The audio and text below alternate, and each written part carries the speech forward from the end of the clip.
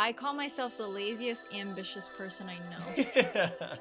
That's a great one. Because I give myself breaks when I need them, whether it's mental, whether it's physical, or whether it's just a life break from certain tasks, things that I need to do. But at the end of the day, when it's time to work, I work my ass off and I don't stop until, again, back to the lazy part when I need to.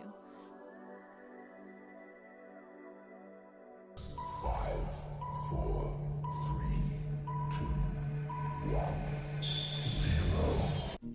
Yo, what's up? This is BOHO HOBO, and we welcome you all back to Bindlism, a philosophy to a self-sufficient lifestyle. The purpose of Bindlism is to unlock authentic perspective as we create a community of like-minded individuals who are living a self-sufficient lifestyle. A self-sufficient lifestyle is one in which a human being is activating their self-awareness to curate an authentic life that keeps them sustained mentally, emotionally, and physically in their adventure towards self-fulfillment. BOHO HOBO's mission is to support a community that fosters this culture.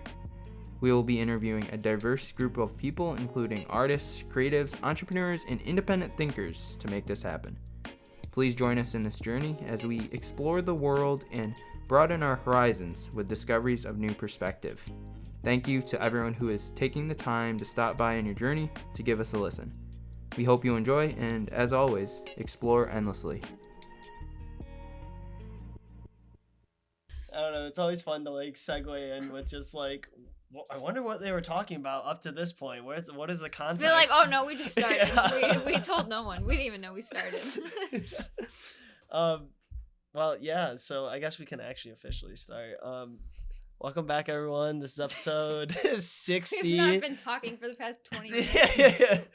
We're here with Alexis, and we are going to, talk about your life and everything that you do with your creative self, and I don't know if you got weird things you want to talk about. We could talk about those weird things. Really, whatever you want. This is for you. This is a gift for you. Well, I mean, if we're gonna start this, you gotta trigger my mental. So if there's something that really pops up in your brain, spit it out. I'm curious because I remember when Kyle asked you about coming on the show, you mentioned something about how previous podcasts or interviews have gone and how you don't want it to be like that. What exactly have these past ones been like? Well, they've all been fun. Don't get me wrong. They've all been by great people. It's just a lot of them are very down to a T, model career this, me that. I was just kind of this is great. I love talking about my career. It's awesome. I love what I do. But at the end of the day, it's I want to feel human. I don't want to feel like a robot. This is all that I am, is apparently a model or an influencer or whatever. I don't want to be looked at as just that.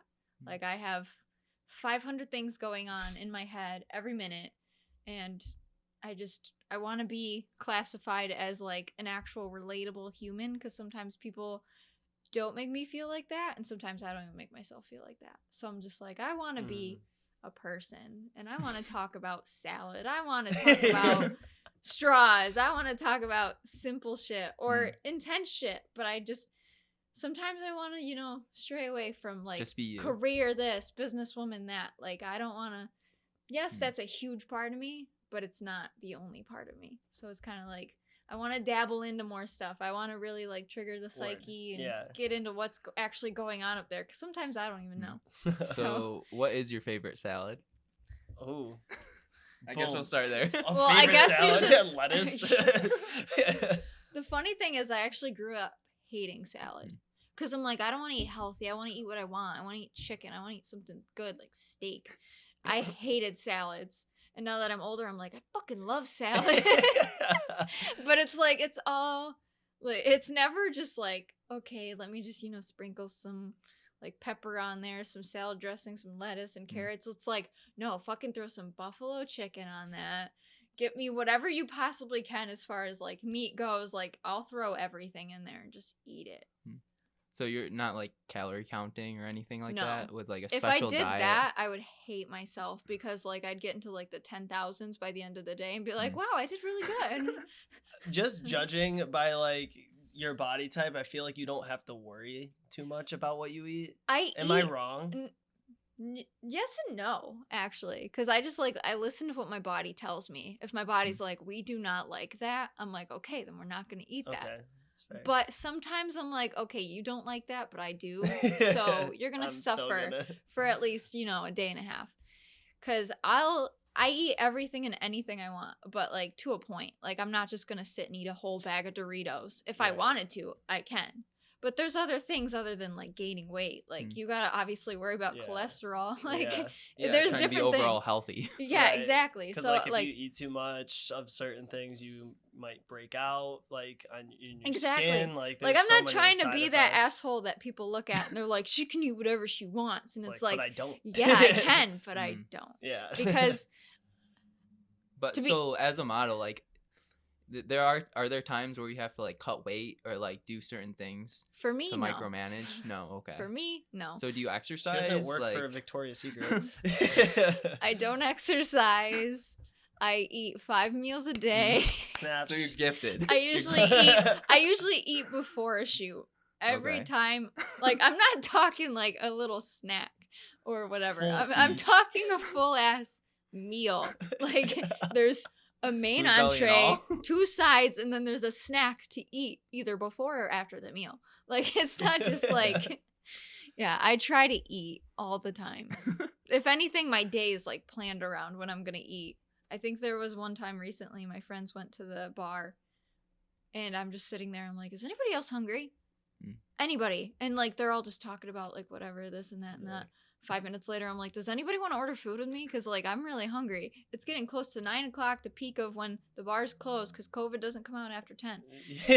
And I'm just like, does anybody want food before these places close? And people are like, Alexis, no. If we wanted food, we would have told you. I'm like, well, goddamn, I just wasted an hour. I guess I'm going to order food. By that time, everything was closed, and I ate.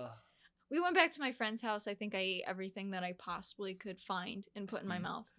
I even ate things that night that I didn't want. And I don't know why. I was just repulsively hungry. So Hey, sometimes duty calls. I was a black hole that night. And my God, it was fun. I enjoyed it.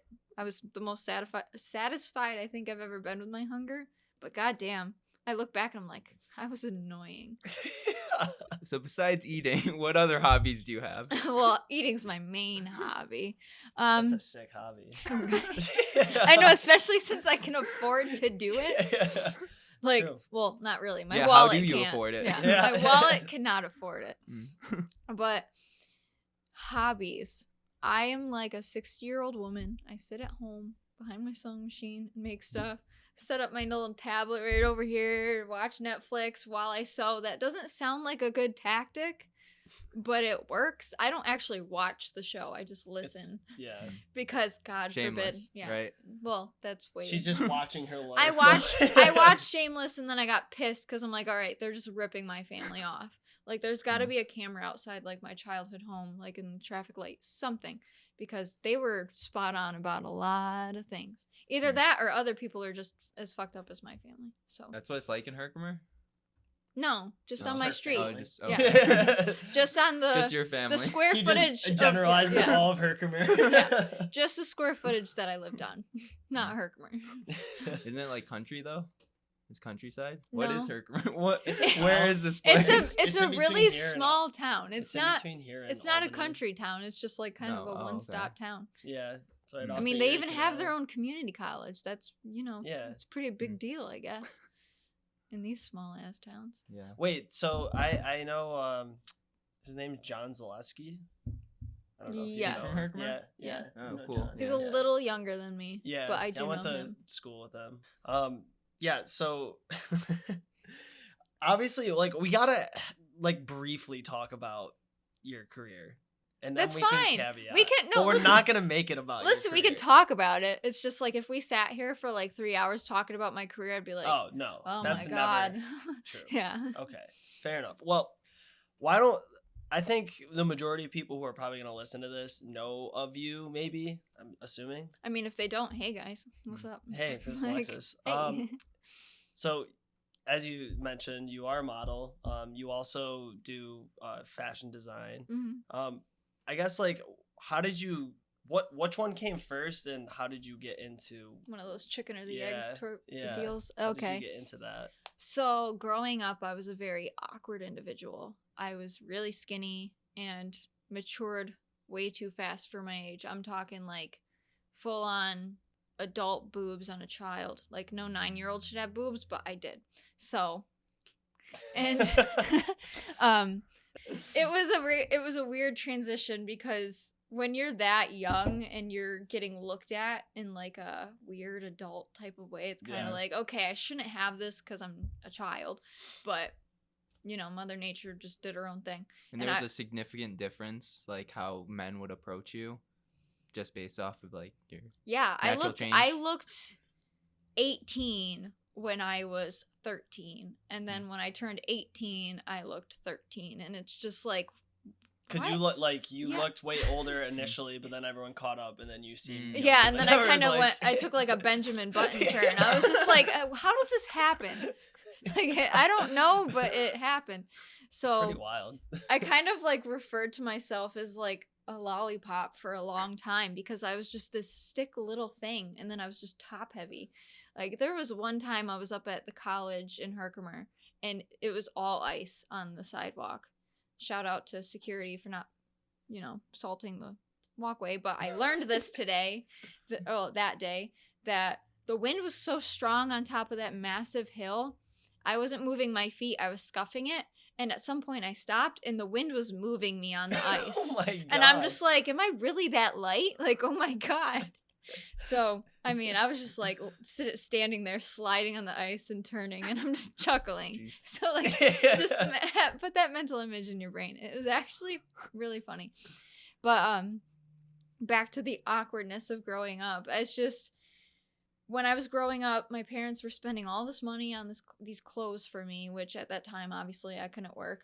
And I was just like, you want to know what? I'm just gonna, start tailoring. I had this beat up sewing machine in my house, and I was like, I wonder how this works. Turned it on and started using it and taking in my clothes to actually get them to fit me. And eventually it turned into I'm wasting so much money buying clothes and wasting my parents' money. And I'm thinking about this at like 11, 12 years old. I'm like, why the hell am I letting my parents Wow. buy me clothes that don't fit me? Like, Woke 12-year-old. Yeah. well, I started sewing at 9. So, like, I was just like, Damn. okay. Because at first it was like pillows and bags and stuff. Mhm. Because I was like, I want things. And then I started sewing my clothes because I was like, maybe I could use this machine to help this problem I have. And eventually I Natural started. entrepreneur right there. Yeah. So then Mhm. I started making clothes, and it kind of just went from there. Like, I'm sitting there in classrooms and stuff, and my friends are talking to me, and their parents want to order stuff from me. My teachers wanted to buy stuff from me. So Wow. I'm just sitting here in the classroom being like, how do I get money from these people? Like, I wasn't even thinking about basic algebra. I'm like, how do I earn $25 real quick? Like, I'm gonna make this person a backpack. I'm gonna fix this person's pants. Like, it was weird because most kids, they go through their childhood, actually being a kid, just playing outside with their friends, go eat some dirt, simple stuff. And I was like, how am I gonna make money? Scheming. I love Yeah. That is like shameless though. Yeah. Like they were always like hustling, trying to find ways to make money. Wow. Oh, yeah. You know? Well, that part of my life happened around like 15 or 16. That's when I became Fiona. Hmm. But we can include Different that in the story. story at some. Okay. Yeah, we can Yeah. include that if you guys really want to know about that part of the life. Because I tell people all the time, I want to write a book, and I legitimately want to call it The Shit Show. So up before that point, like things were semi like normal in your life, would Yeah. you say? I think my preteen years were the last points of my normal life. And then teenage years, everything was fucked. So Everything. so you had that's really cool though that you kind of found this passion prior to, I guess, life kind of hitting Before the fucking fan. up. Yeah. Yeah, seriously. So you like have this thing that has been a constant through your life. Yeah. Like, you're still doing it. I Right? feel like I grasped something that made me feel good and that I liked doing, and I just held on to it because everything else around me was just circulating like bad energy and just wasn't it wasn't anything that I knew was gonna like be permanent. Like these things were all temporary, but the one thing I wanted to keep, I could, because as long as I kept working at it and doing it and practicing it, I was gonna get better, and nobody was gonna take it away from me, like unless I stopped. So I just kept on doing it. I don't think I started modeling until 19. Like I did not consider it or whatever. A lot of people were like, "Oh, you should model," and I'm like, absolutely You're not. like, what?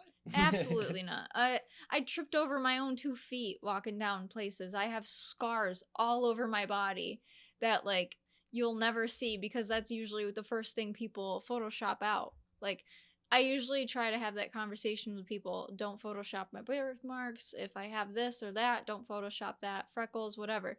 But like sometimes They my still do scars, it, yeah, yeah. sometimes my scars, you'll never see those in photos because they're just like, nope. But they're everywhere. Because I grew up with mostly brothers, so we used to beat the crap See, out of each other. I appreciate that you are willing to tell the photographers like, hey, don't do that shit. Like, I've done it more than people think. Like it's one of those things. Like I'm like, hey, do not, because it's you. yeah, right? do not Like, botchly edit me. Like some people capture the image that was visibly there that you, if you were standing in the room with me, you could see. But the camera didn't capture it exactly like that, and sometimes they edit it, enhance it, whatever. Like, just don't change my physique. Don't do this. Don't do that. If you gotta smooth out my skin, sure, whatever, go ahead. But if you legit put an ass on me, I'm gonna be like...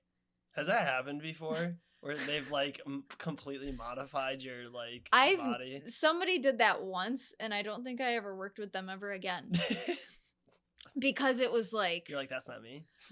It was over edited to a point. Like, it was beyond me. I was just like, okay, that's not carried away. Yeah, because the last thing I'm gonna do is show the world my work if it doesn't feel like me, if it doesn't look like me. And I feel like a lot of models have that same like feeling. Some of them are just like, wow, I look, you okay?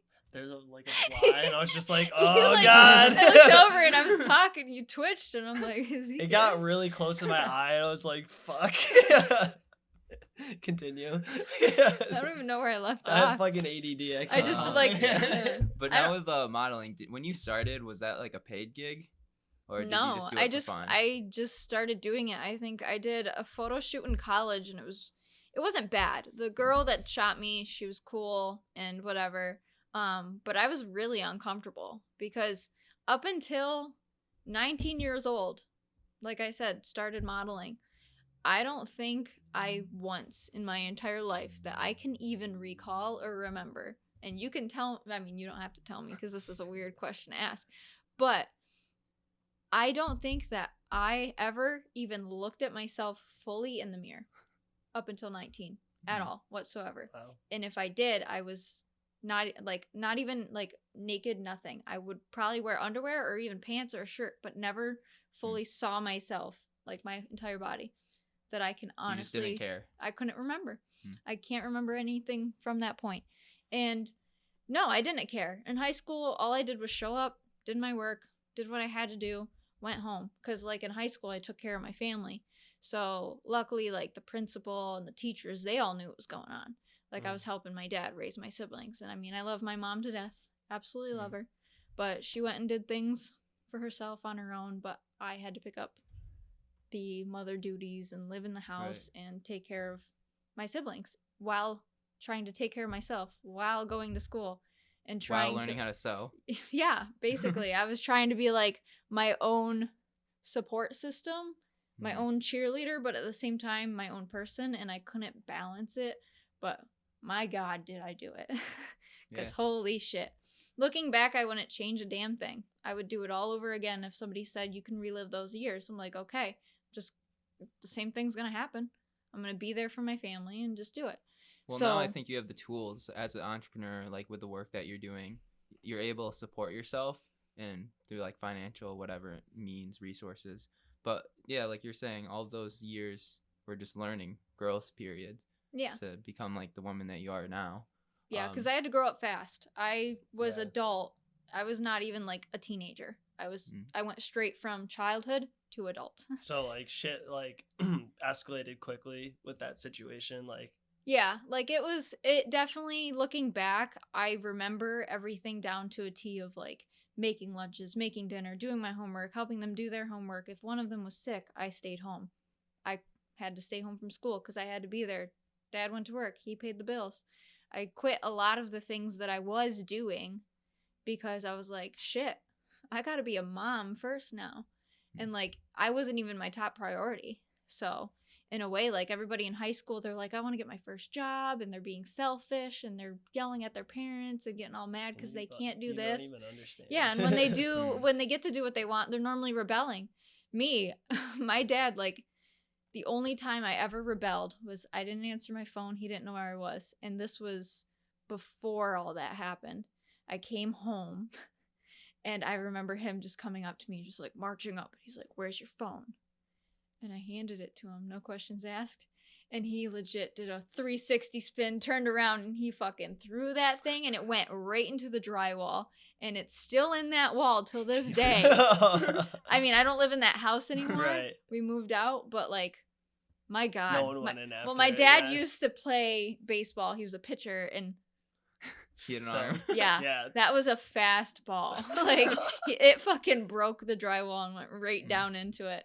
And sometimes we heard it vibrate after that happened, and then it just died. So, but I did not rebel after that, honestly. And I don't think like I ever even wanted to. Like my dad scared you. He well, that and like my dad fully trusted my judgment. Like it was one of those weird things that people don't experience sometimes, like when your parents tell you no, you can't do this, whatever. And it was like at that point I was kind of my own parent. Like I was raising myself, raising other people. And I was like thinking, I wasn't even thinking about like, oh, who do I want to be when I grow up? I was like, no, I got to get these kids to school. Like I was not thinking about any of that shit that normal kids were thinking about. And I mean, I'm sure there's people out there that were in the same boat as me. I just don't know who they are, their stories, but like. Yeah. Are you open to talking about a little bit deeper into what was going on? Oh, I'm fine with it. I mean, how I see it is it's all written in stone. My family was there. They know what happened. Like, I can't say anything that would be detrimental to them or myself because we were all lived it. We all were there. Yeah. It's not like I can sit here and be like, fuck, shit, piss that. Like, everything was so angry and whatever. Like, no, I lived it. I don't regret a single thing. I understand it now that I'm older. Because back then, I was resentful and I was upset and angry at everything, and I did not think about myself. I just thought about how much I hated the world. I hated everything it was giving it to me, but I tried to be a happy person, and I was.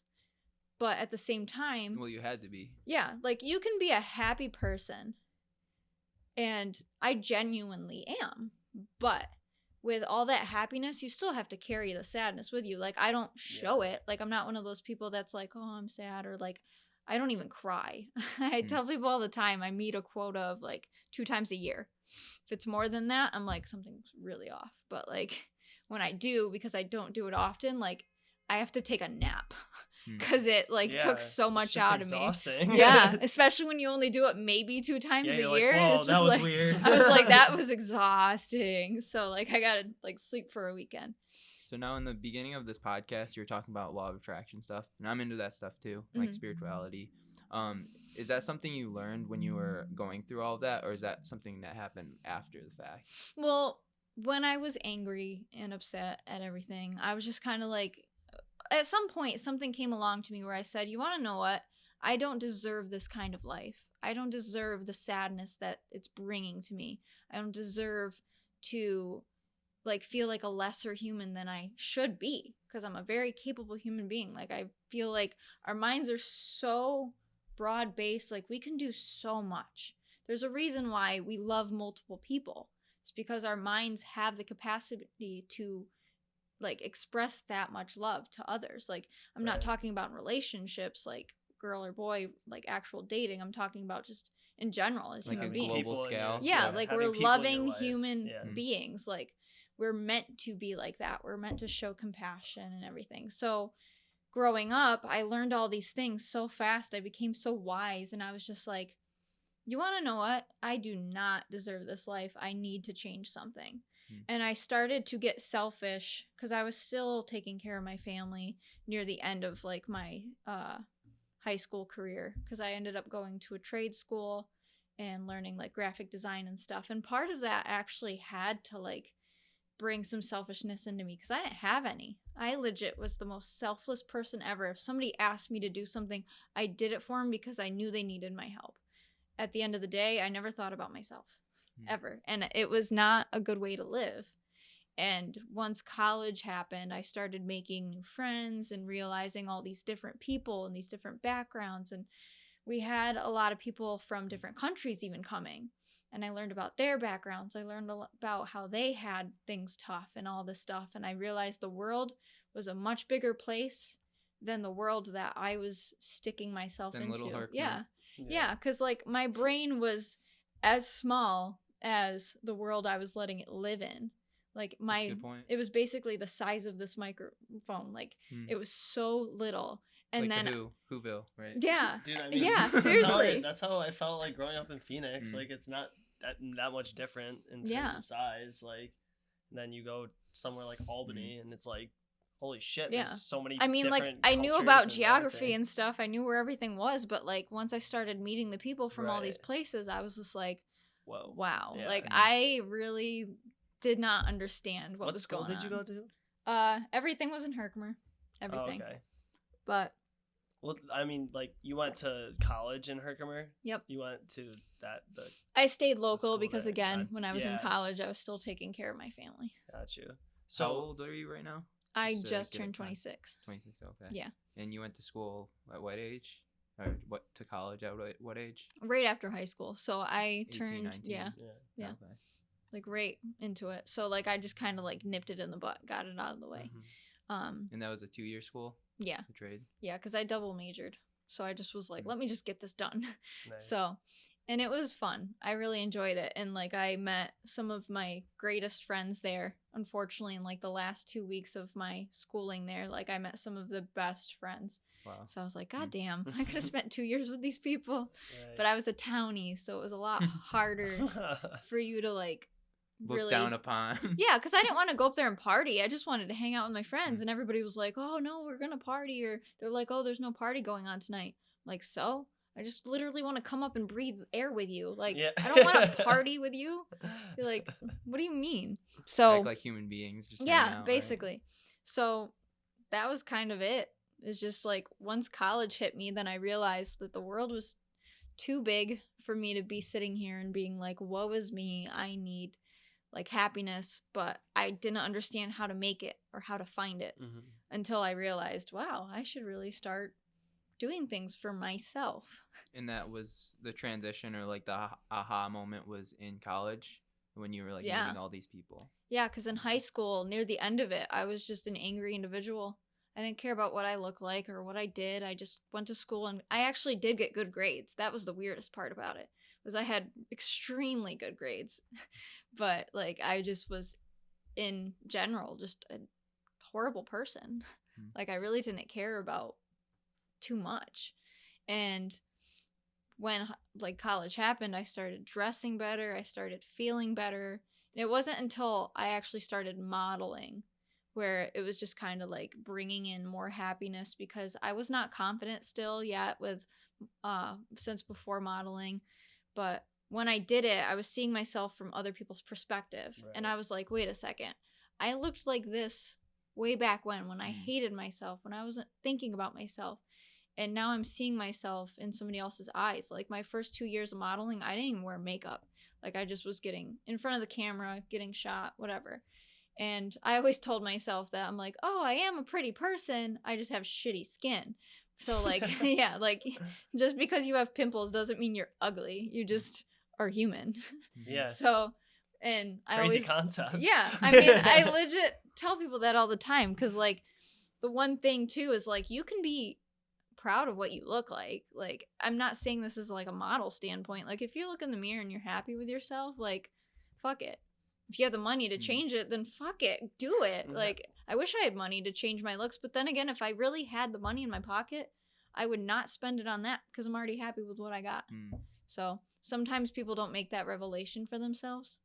And I've seen people pay money to do things like that to their bodies, and they become so happy and so confident. So if anything, if you can pay money to get confidence and get happy, fucking do it. Like, yeah. Where do you think you get that self-confidence from? I think it was from the fact that when I worked with people, because when I started my career, and I tell him this all the time to a point where it probably gets annoying for him, this photographer messaged me on Instagram years ago, and he was just like, I like your pictures, and I think you look great, and I love your style, but I think I can help you look better. Because at that time, it was just like my senior pictures and like my friends going around and like fucking around with the camera. So let's take you to the next level. Yeah, and he's like, I want to shoot you. So I told my parents about it, and my dad's like, well, I mean, it sounds cool. Like, my dad was just He's like, always, I had no idea. he was so trusting, and I loved him for it. And then my mom was like, just make sure that you go in a public place to meet him and whatever. So I did. And naturally, I'm like, okay, we're going to go out to eat. You're going to buy. Like, I was like, all right, we're going to eat.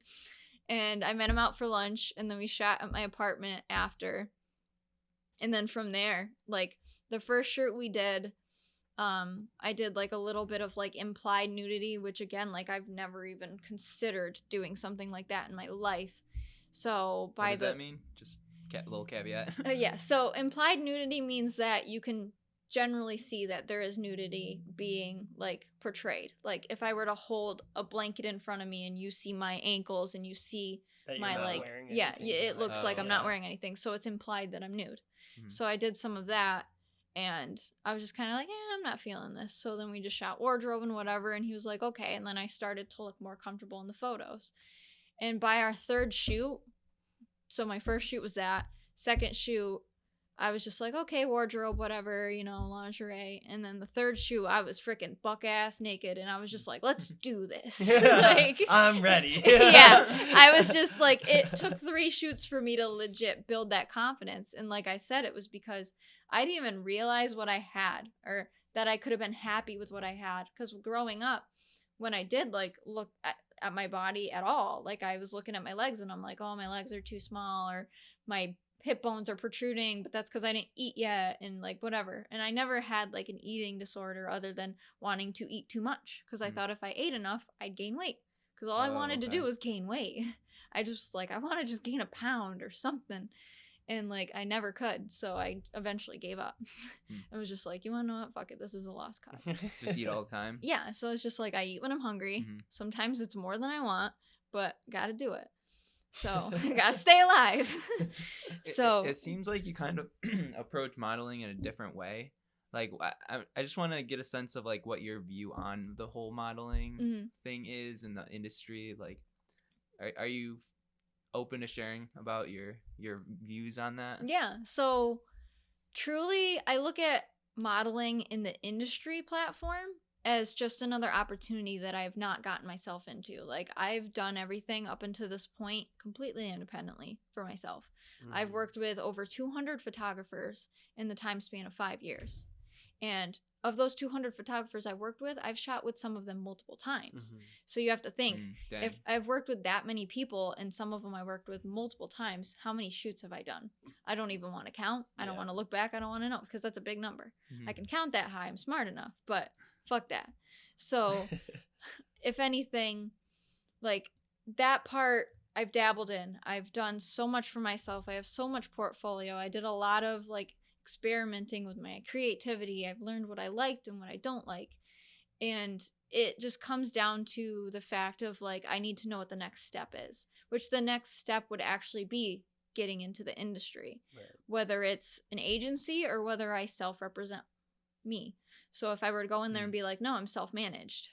So sometimes I don't know what they're going to do with that. I really have no idea, because I've looked into agencies enough to know what they're looking for and what they want. The only problem with that is I am getting older, but the lucky part is I don't look like I'm getting older. So sometimes that plays a huge key in the whole thing. So I guess it just depends. Like if I get into the industry, who's going to find me, who's going to see my potential and take me on, as far as an agency goes. But some people go through their modeling career not needing an agent. It's just they can supply you with the opportunities that you couldn't do yourself. Like I could easily walk down the street and possibly get discovered by somebody. Or and I could, you have other skill sets too that could support, like as far as the financial means. yeah, with like selling shirts or there's so many selling. different things that I could do with what I like to do. So like I could get into my designing. One of my friends just messaged me recently because I've been working on a lot of different props and designs and clothing for my own shoots coming up. I think of a concept and I want to create it. I make the stuff for it. If I have to go buy it, I will. But like most of the time I'm like, I'm going to make it. Like I'm just going to make this and whatever and do what I got to do. So they were even like, well, I want you to start making me stuff for my shoots. And I'm like, hell, let's do this. Like this is something I should be doing. It's like a talent that I shouldn't be wasting. I can legit take a photo online.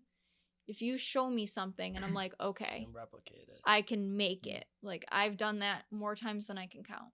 And I don't know how I do it, but I do it. You got the stuff. All I got to do is look at a photo for 10 minutes and in 2 hours it's going to be in front of me. So sometimes have you done that for people yet? Like make stuff for their shoots? It's a hit or miss because some people will be like, oh my God, that's so cool. But then when you put a dollar sign in front of it, they don't even want to invest in you. So sometimes it's something where a lot of people it's all talk, but it's no show.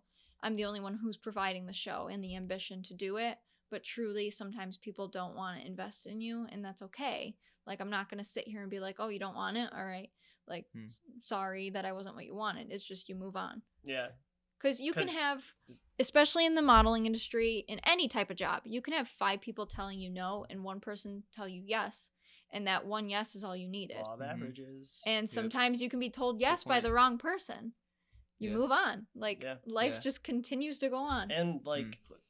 holding any energy towards someone for not like following through or wanting to invest in you is just a waste of time and energy that you could have found that person to say yes. I've spent a lot of time working with people who have talked to me about wanting to sew, wanting to design, wanting to model, and I've invested so much of my time, so much of my heart into trying to get these people like to the path that they need to because they want to do the same thing I'm doing.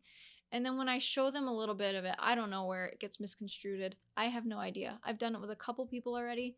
Some people actually did put the work in and they've taken off. And I'm just like, wow, finally somebody that wants to do the work. That's Amazing. the issue. Yeah. I think. They don't want they want the vision, but they don't want to. They want somebody to do the work for them. But Yeah. unfortunately, I can only push somebody so far. Like I give you the tools. I help you this far. And from what you do on from there, it's tough. It's grueling work, you know. Yeah. So like, it's one of those like you only can control certain things. So if that's one of the things you can't control is other people. So you gotta let them go, and that's where a lot of like my mindset comes from with everything that I do is like I stopped giving a shit about a lot of the things that I couldn't control. Luckily, sooner than later in my life, and realized that. Wow, so much things like opened up for me. I was like, wow, this is so stress relieving, but then it just made more room for the other stresses. Either way, it's just like you can only control yourself and what you do and how you react. You can't control other people. You got to let that be their problems. I tell people all the time, that sounds like a you problem. I'm sorry, but it's true. Like I can only do so much for somebody to where it's not really my problem. Like it's not selfish to say that. At the end of this lifespan, I'm the one going in the ground in the casket by myself. Right. I did all this for me. If I help people along the way, those are life's trophies that I get. And that's what you learned early on during your younger years, like when you were supporting the family? That was more or less like supporting them was that I don't give a fuck because I was angry and just mad and just all of the above. So it's a culmination of everything to get to this point. Yeah, and eventually it turned into like in my later years of I really needed to stop worrying about certain things that I couldn't control. I couldn't control my mom going away. I couldn't control the fact that my life was in chaos. All I could control was the things I could do to make it change. So me being there for my siblings, me learning about them, me raising them. They needed me and I needed them because at the end of the day, they were all I had. Mm-hmm. I went to school. I didn't really have that many friends. I just focused on myself, focused on my family. I wasn't worried about like prom or date to the dance or having a boyfriend. I was worried about my family. I wasn't even worried about me.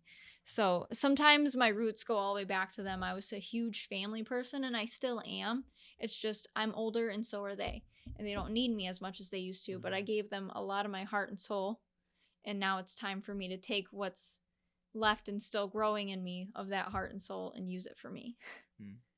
And sorry. I've just been meaning to make a point that, like, when you said, like, I never knew what it was like to be selfish, whatever, like, I always like to discern the selfishness into two categories: a negative selfishness and a positive selfishness, because there is both. Negative just meaning like you're being selfish at the detriment of others on purpose. And I feel like your selfishness has been totally, I mean, I not like I know all the situations you've been selfish, but like it sounds like the majority comes from a more positive side. Like you're just saying, no, like I'm just thinking about myself. I think because, I think need the only negative and, like, do my own thing. The only negative I could say has come out of my dating life, but that's like it was never a priority to me ever.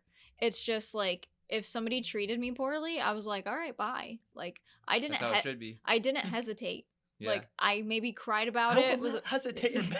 I didn't. I love that. I didn't. I want to talk on that though. So like the discernment between like selfishness when it's positive and negative. Like I think it's positive when you're trying to create value for yourself and others, but it's negative when you're just trying to take value from others just for yourself.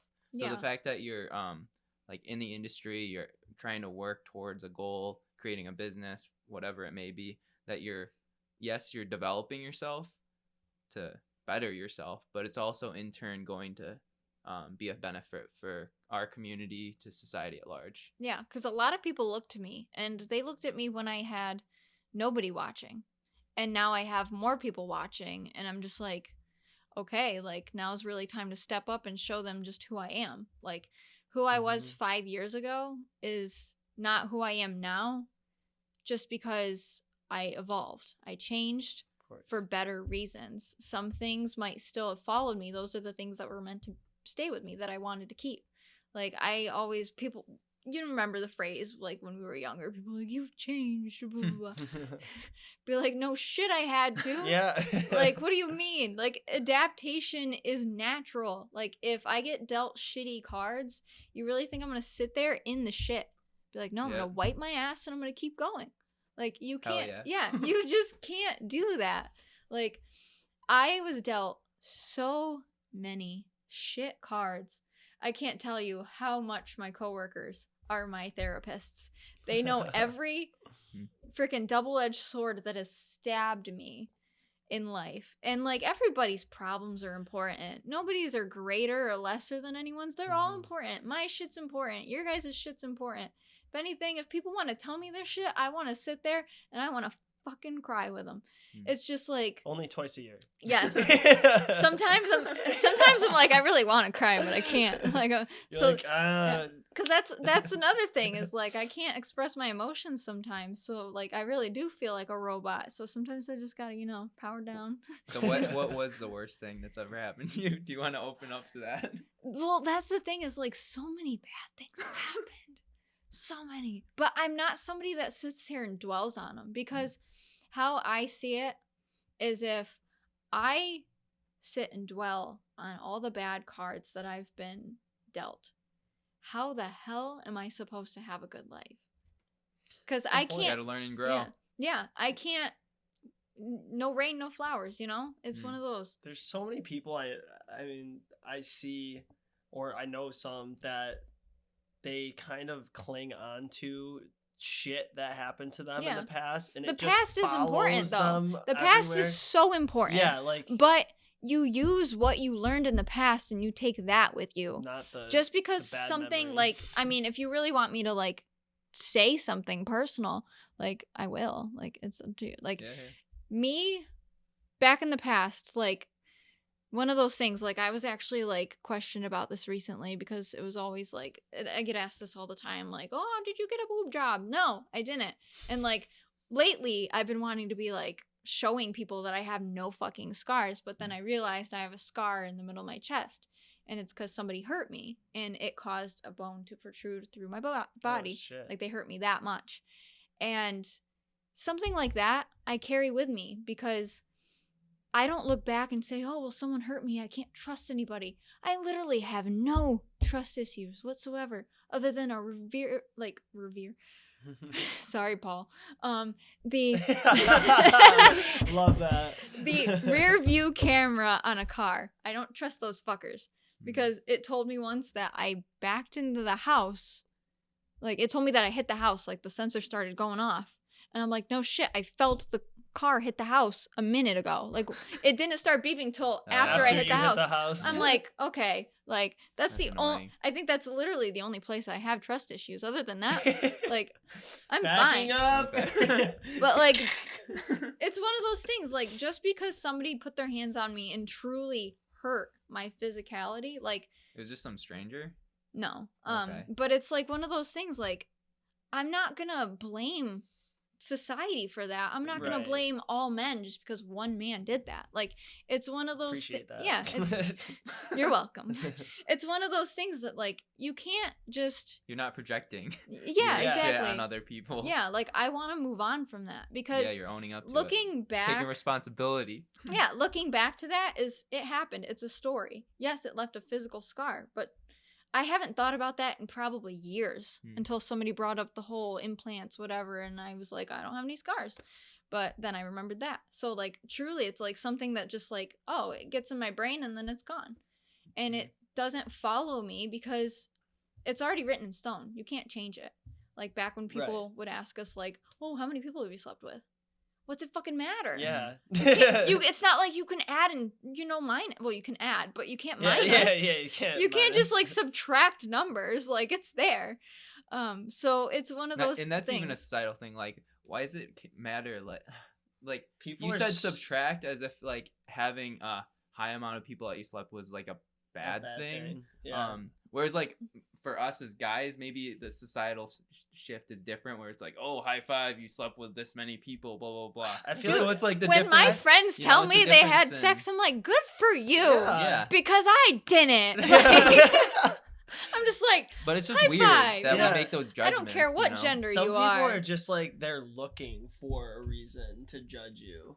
Or like find an avenue to like look at you differently. But it's well, like it all comes with like self-esteem. Like when people talk to me about their stories or whatever, whether it's like something that I aspired to have or whether it's something I've never experienced before, it's like, oh, like it's one of those, a light bulb goes on in your head and you're like, you either have never experienced it, you've seen it, whatever, like there's just something that goes off in your brain. Like, I don't know what it is. We need to, like, contact, like, a brain specialist and ask him or something, you know? They're just not giving a fuck. Yeah, it's just, like, Mm. who knew that, like, this was so important? Like, yeah, it comes up so often, I feel like, that question. And it's just like, and it's so stupid. it's like awkward. Who Because you're like, cares? do you want me to count right now? Like, I have to go back in the log real quick. Even if like, it's 2 and you can't remember, still, who Yeah. the fuck cares? And it's like, okay, and if I tell you roughly how many, what are you going to do with that information? And 2, like, why does it matter still? Like, it just fucking makes no sense. So as far as like modeling industry goes, and like you as a model, no, it does link. He It does wants link. to It know. does- no, like it does link. So you're talking about self-esteem, and like as a model, you're exposing yourself. You're always putting yourself out there. Oh, hell So yeah. like, I'm how all do over you the deal internet. with all of that judgment, or like, what is your mindset on that? Or how much judgment do you get? Like, how much do you actually like receive? I've from gotten other more people? positivity throughout my career than I've had negativity. When the negativity gets you, it hurts. For me, it hurts for like a split second because then I remember how much positivity I have and then I'm like, all right, whatever. Because if it's not constructive, negative criticism, it does not help you. If it's legitimately not going to help you, then why even bother giving it the Wow. time of day? You should like teach a seminar to like. I've thought about that, but my influencers brain who would can't jump handle it. everywhere. No, influencers need to chill. I never even looked at myself as an influencer. When somebody says, "Oh, Alexis, you're," I'm just like, "Ew." It's like It's not a bad thing. It's really not. But I, if anything, I used to say it like when people were talking about it. I'm like, if anything, all I do is influence you to order more pizza that we don't need and bad decisions. Like, where does this fall into the line of social media influencer? Like, I don't know. But I think they see follower count and they're just like, oh, they must be an influencer, and it's like, yeah, but like the way I see influencer, or at least like I feel like that name is not correct, like Yeah. a correct terminology. well, 'Cause, like, yeah, like how you said the following account. So take me for an example, okay? You guys have seen my Instagram. 86% of my audience is man.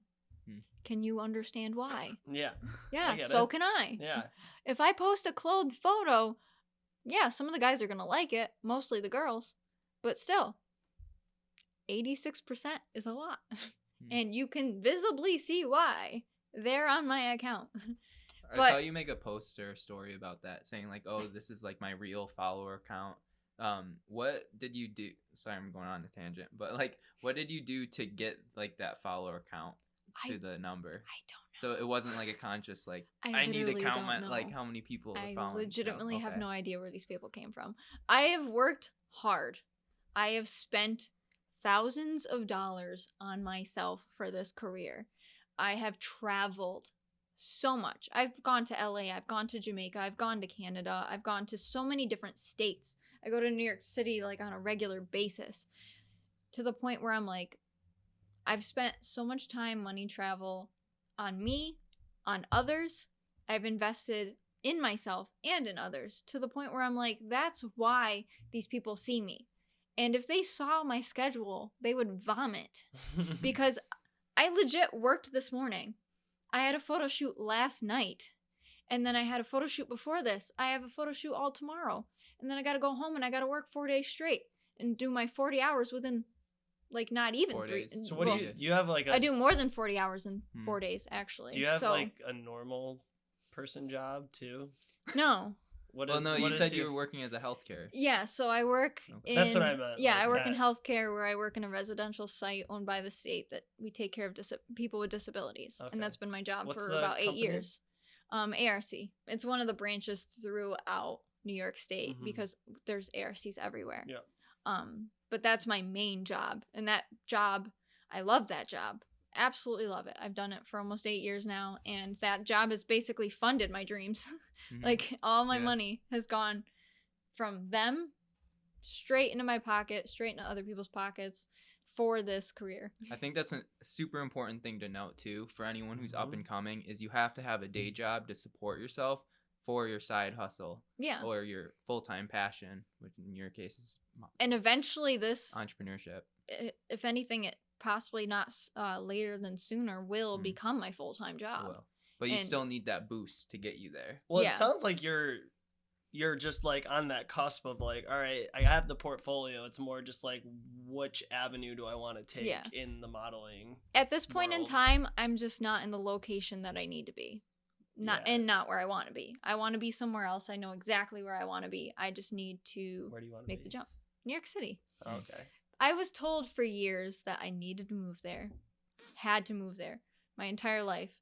And for a little while I was like rebelling, and I was like, "Oh, I'm just going to, consider other places like LA or Seattle."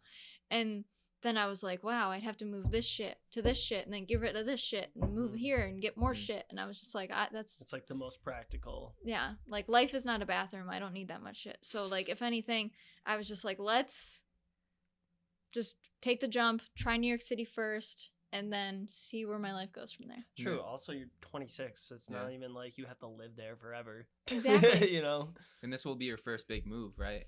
No. Okay. So, my entire life before Herkimer, I lived in different states my entire Whoa, childhood. okay. So, before the age of 9, or at the age of 8 or 9, whatever. I like how We- we just glossed over all that. Yeah, well, like, I don't remember much of my childhood because, like, I was a child, but then, like, growing up happened so fast, it kind of just, like, I remember some things. Like, I remember a good amount. I remembered that I hate snow because of how much I loved beaches. The first time I saw snow, I think I cried. I was like, I don't What like is this. I don't like it. Like, if it was warm, I would like it, but then that's why there's sand. So, like, I was one of It's those... a warm version of this. Yeah, I was a kid that, like, legit was fine with having, like, sand in my scalp and my toes and my butt crack. Like, I legit didn't care where the sand was. I was just like, I went to the beach. Like, so maybe that's a sign that I should not be in the snow. That and my, like, 0% body fat. You're gonna end up in California. I mean, if I do, I won't be mad, you know, because then I'll just go to Hawaii like every month. Yeah. But yeah, Why did you travel so much? Like, why was your family moving so much? So surprisingly, Walmart, because Sam's Club when I was growing up was transitioning into Walmart, and my father was employed by them. He was a store manager, so they moved him around to different locations. At one point, he actually was going to manage his own Walmart, and there was like a couple years like. Not really a couple of years ago, maybe like a decade ago, where my mom was like yelling at us and she was like, if it wasn't for you guys, your father would own his own business and we'd have 2 Ferraris. And I'm like, shut up. Like, you wanted us. We are your Ferraris. Right. Yeah, true. Wow. And having a kid is definitely like having a Ferrari. I know. Well, recently I referred to my tattoo because I don't know if you've ever seen the stupid meme of like Will Ferrell where somebody was like, oh, you don't have tattoos? And it's like Will Ferrell dressed as like some like allegiant like Renaissance figure, and he goes, would you put a bumper sticker on a Ferrari? And I was like, oh my god, I put a bumper sticker on a Ferrari. Is that your only tattoo? The only one I'm getting. What is it? It means love you more. Oh, and then it also means fuck you. Nice. That's great. It's a dual purpose. Yeah. Once I realized the U was going to be on my middle finger, I was like, I gotta get it. I have to. So this sold me.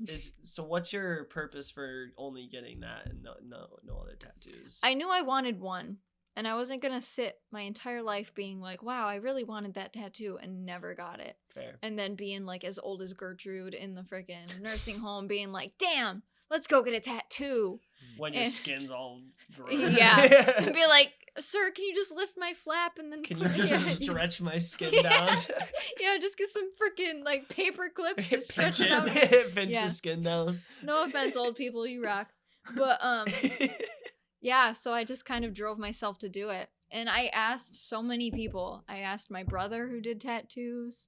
I asked my professor from college who became like one of my best friends, if not my family. And she was like, no. And my brother said no. They were like, I don't want to ruin your body. I don't want to mess it up or whatever. It's like, all right, fine. Then I'm going to go to another country and have a stranger put a tattoo on my body because you won't do it. And that's exactly what I did. Where'd you get it done? In Canada. Okay. And the guy messed it up. How so? He missed a spot right here in the U. And then he only went over the heart once. Oh, wow. Was it a stick and you can poke? get that touch. I mean, I will. It's just COVID happened. Oh, yeah. I got this tattoo right when COVID happened. Oh, the first case that was reported over on this side of the globe, I was in Canada, and the first case was in Canada. And we're just sitting there, waking up from a long night of a banger. And we're sitting there just like dazed and confused in some freaking mall food court. And we're just sitting there, and the Canadian government's just sitting there on their little line of tables just talking about this disease, and they were about as clueless as we were. And we were just like, this is actually kind of funny because these people have no idea what they're talking about, and they're supposed to be running this country. But then again, politics. But that's a topic we won't get on. So next question. Yeah. But as far as like COVID goes, it's spoken for itself enough. As far as COVID goes, what have you been doing to, I guess, be able to get an income through all your gigs that you've been getting? Like, what's that been like for you, and how's that impacted you financially? Well, I've continued to work. If anything, 2020 was the hardest I've worked in my entire life. I was still modeling, but it went from like 4 times a week because I was legitimately shooting 4 times a week before COVID. If not, some of the times I had 5, and I was like, Jesus Christ. On top of working a job where sometimes I was working more than 40-hour weeks. So I was just like, oh my gosh, like this is insane. But I did it. And with COVID happening, it transitioned to like maybe like once a month. And that kind of sucked. Wow.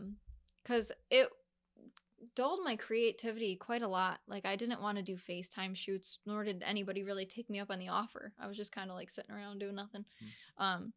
FaceTime shoots? Just like yeah, like you just set up webcam? your phone for a web. Yeah, just FaceTime. They take photos. Okay. That's Okay. about it. But I did my first one the beginning of this year. Everybody was doing them last year, and then it was like 2021 took me that long to actually get a FaceTime shoot. And I was like, oh, this is kind of fun. But I'm too busy to even do those sometimes. So it got to the point where I was just like, okay, I can't stop working. I can't let my brain just relax. I need to keep working. And I did. The first time I like really left the country other than Canada was during a global pandemic. So that's when you went to Jamaica, right? Yep. So what can you, because I paid attention a little bit when like that was happening, because you were like documenting like all this stuff happening, but like it seemed like you were like with like a big group of people for this thing. It was like an international photo meetup. So okay. The event was hosted by this guy, and I'll say his name, Black Tape Project, or more or less known as Joel. And he's pretty well known. He pretty much takes beautiful girls and puts tape all over their bodies and creates designs on them. But he also does it with luxury cars. Oh, and cool. I found him through one of my friends who worked with Playboy, and she's a little bit younger than me. She's actually from Auburn, New York. And she's just blowing up. She's awesome. I met her through one of the worst things I've ever experienced in my entire modeling career. And that started with like a shoot that shouldn't have happened with a horrible person who then became my stalker. And it almost resulted in it did, to a point. The police unfortunately didn't do too much. I won't talk about it because it's not really happening. But I was trying to get an order of protection. It got that serious. Jeez. So it's one of those things that life sent me a dark cloud and it gave me a rainbow just way longer down the path. So without that unfortunate event happening to me, I would have never met my friend, who, her name's Alice. I would have never met her, and she's a great freaking person. I adore her. I would have never met her, would have never heard about Paradise Challenge, would have never went to Jamaica, and then I probably would have never done half the stuff that I've gotten to do these past couple months, just because of this one shit person. So that shoot in Jamaica, that opened the door to more opportunities that and it opened my mind too. That was the first time I was ever fully nude in public, and it was amazing. It was so cool. I consider that to be an experience that everyone should experience. Sorry, but it's true. Everybody needs to go and be naked in public, because when you really think about it, when it's something that's so natural for that location, nobody even looks at you. Oh. Right. I was just walking on the beach. I showed up to Jamaica on this bus, literally me and one other girl. And she was a freaking bombshell. Beautiful girl. And just a bunch of dudes on a bus. And some of them were the quiet, being shy and seemed like the computer guys type deal, which some of them were, but there's nothing wrong with that either. And it was just it was so funny. And I think the greatest friend that came out of that was my this super tall Asian kid, just so dorky and adorable. And he became one of my good friends. We were talking to each other the whole trip. And at the end of it, and I was like, we could become best friends. He's like, you need to calm down. He was so funny. If anything, he'll probably be one of the people that actually tunes in and listens to it. And he'll be like, hey, that's me. She's talking about me. And then he'll be like, wait, I'm not dorky. I mean, I am too. She said you're adorable, though. So she is. There you go. I mean, strong comparison. Have you ever seen We're the Millers? Yeah. The son. Oh, okay. That kind. You just love him. You don't know why, no but you just love him. Not one letter. But no, seriously. So that trip was just awesome. Between the public nudity, the friends I made, some of the people that I have met from that trip, I talked to them on a weekly basis. And they were all complete strangers. I went to Jamaica to go meet somebody, my friend Alice, who I had never met before other than over the phone. So she was the only. met her there? Yeah, she was the only person I actually kind of knew. Other than that, I was going on vacation to another country during a global pandemic completely by myself. And it was awesome. Hell yeah. Till the last night. Because the last night I got eaten alive by bugs and was covered from head to toe in these red blistery things. Oh, shit. I was on fire. I was legitimately What kind of bug was it? They were poisonous fire ants. Oh, shit. Yeah. all Were over. they like in your Very bed fun. or something? No, I was on the beach. Oh shit! In the middle of a photo shoot. And that you started getting like eaten alive. Yeah, like I would pose for a second and then I'd slap all over my body. Then I'd pose for Did a second. anyone else get fucked up by that? Oh yeah. Oh okay. So Oh, it I just wasn't the you. only one, but of the pictures I saw of their bodies, I was the worst one.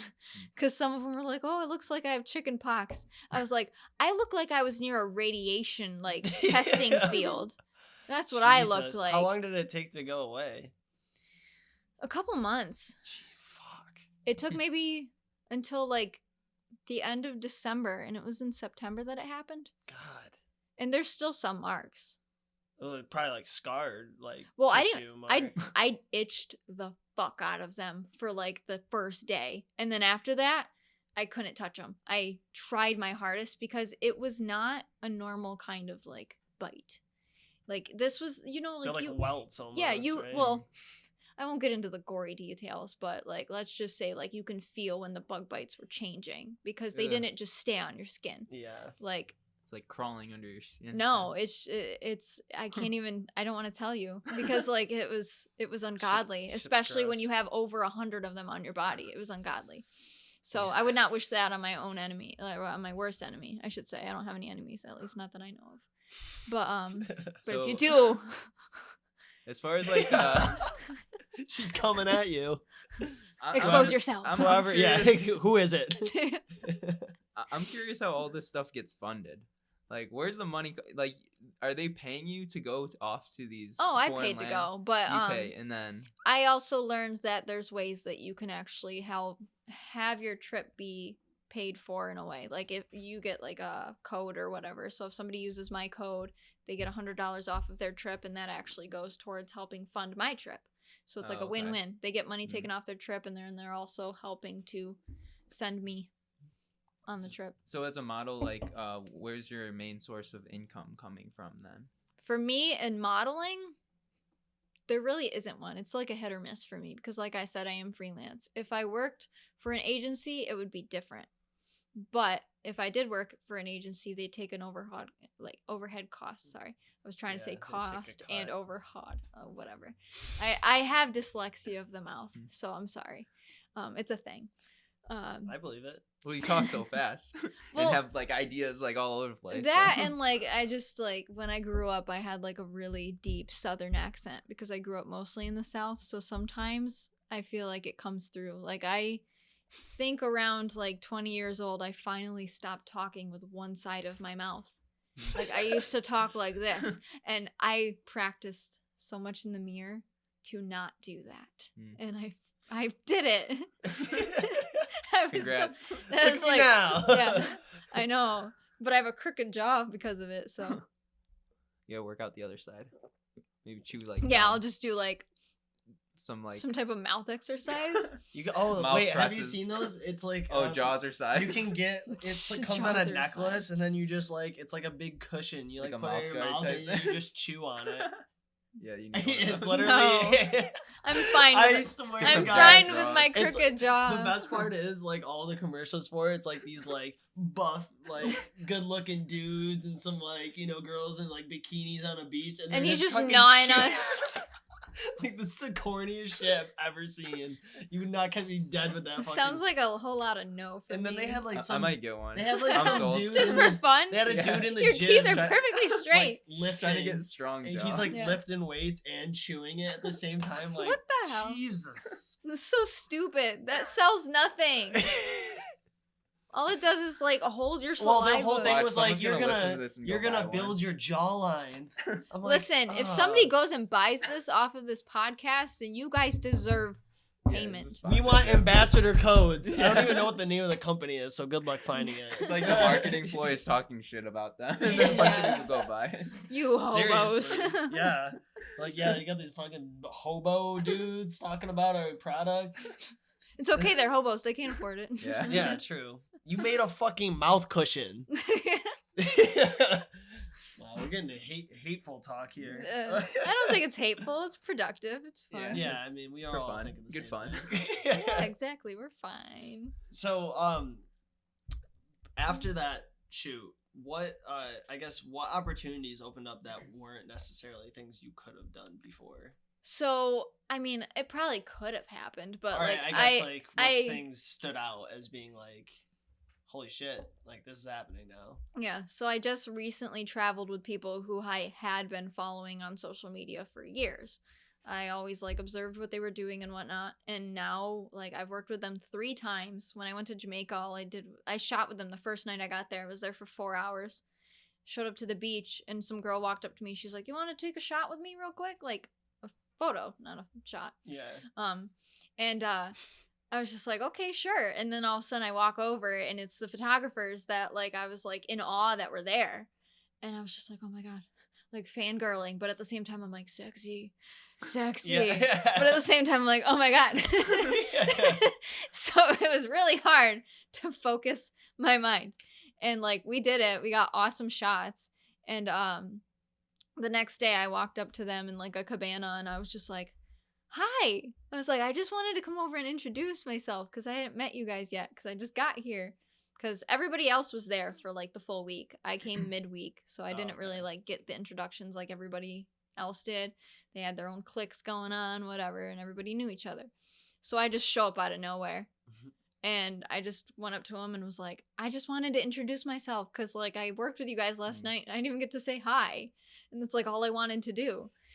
And I told him, I was like, even if you didn't really want to shoot me, like, I just wanted to meet you guys. And I was so sincere because, like, at that point, I was like, I'm just being honest. Like, I saw the people that they worked with and whatnot, and all the people they worked with have always been, like, beautiful and confident and blah, blah, blah. And I mean, even in my career, like, this is at a point, this was only a couple months ago. Like, I've always been so confident, whatever. But these were people that, like, I really watched. Like, you know, it's one of those things you They're meet. Like your inspiration. Yeah, you meet these people and you're just like, wow, like I want to meet them someday. Who are some of them? So their names are Mike and Christina. They're known as like orangutan. And I just recently traveled with them because they messaged me saying they were going on a trip. And I was like, okay. Like they were like, we want people to come with us and shoot, but we want people that we want to hang out with. And this is me being like, oh, my heart. Like, I'm so happy. And like, I shot with them in Jamaica and they were like, we really want to work with you, blah, blah, blah. And like I said, I was sitting there like, I don't care if you guys don't want to shoot me. I just wanted to meet you and like say hi, like hug them, whatever, you know? And I worked with them again on that trip. And then shortly after, I met them in New York City because they came up and traveled and it was the weekend of my birthday. So I went to New York City. Instead to celebrate my birthday, I worked. I went and modeled.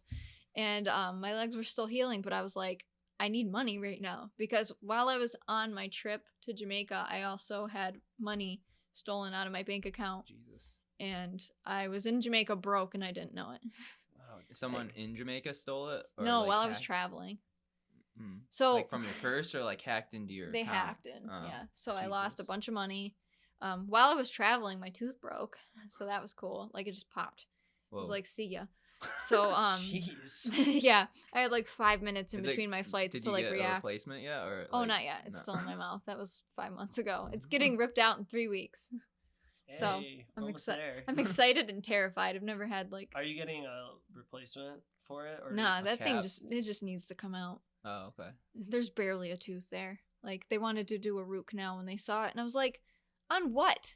Is it like a back molar or something? Yeah. Yeah. There's no tooth to do a root canal on. Wow. Yeah, just It's How did like that putting a happen? sticker on it and being like, take care. and charge you like Yeah, and then I gotta ton. come back in 6 months or probably less because it's fucked again. But like, back to the story though, because Jamaica was like a mess, honestly. After it was a mess. The trip itself, amazing. I'm doing You it get again. back and you're like, what the fuck's going on? Yeah, I told so many people, I was like, I'm going back to Jamaica, and they're like, are you crazy? I'm like, yeah, a little bit. yeah. Of course I'm going to Jamaica. So these people are amazing. I consider them family. They are. Like every time when we were saying our goodbyes, they're like, you're family, we love you. I freaking love them. I talk to them all the time.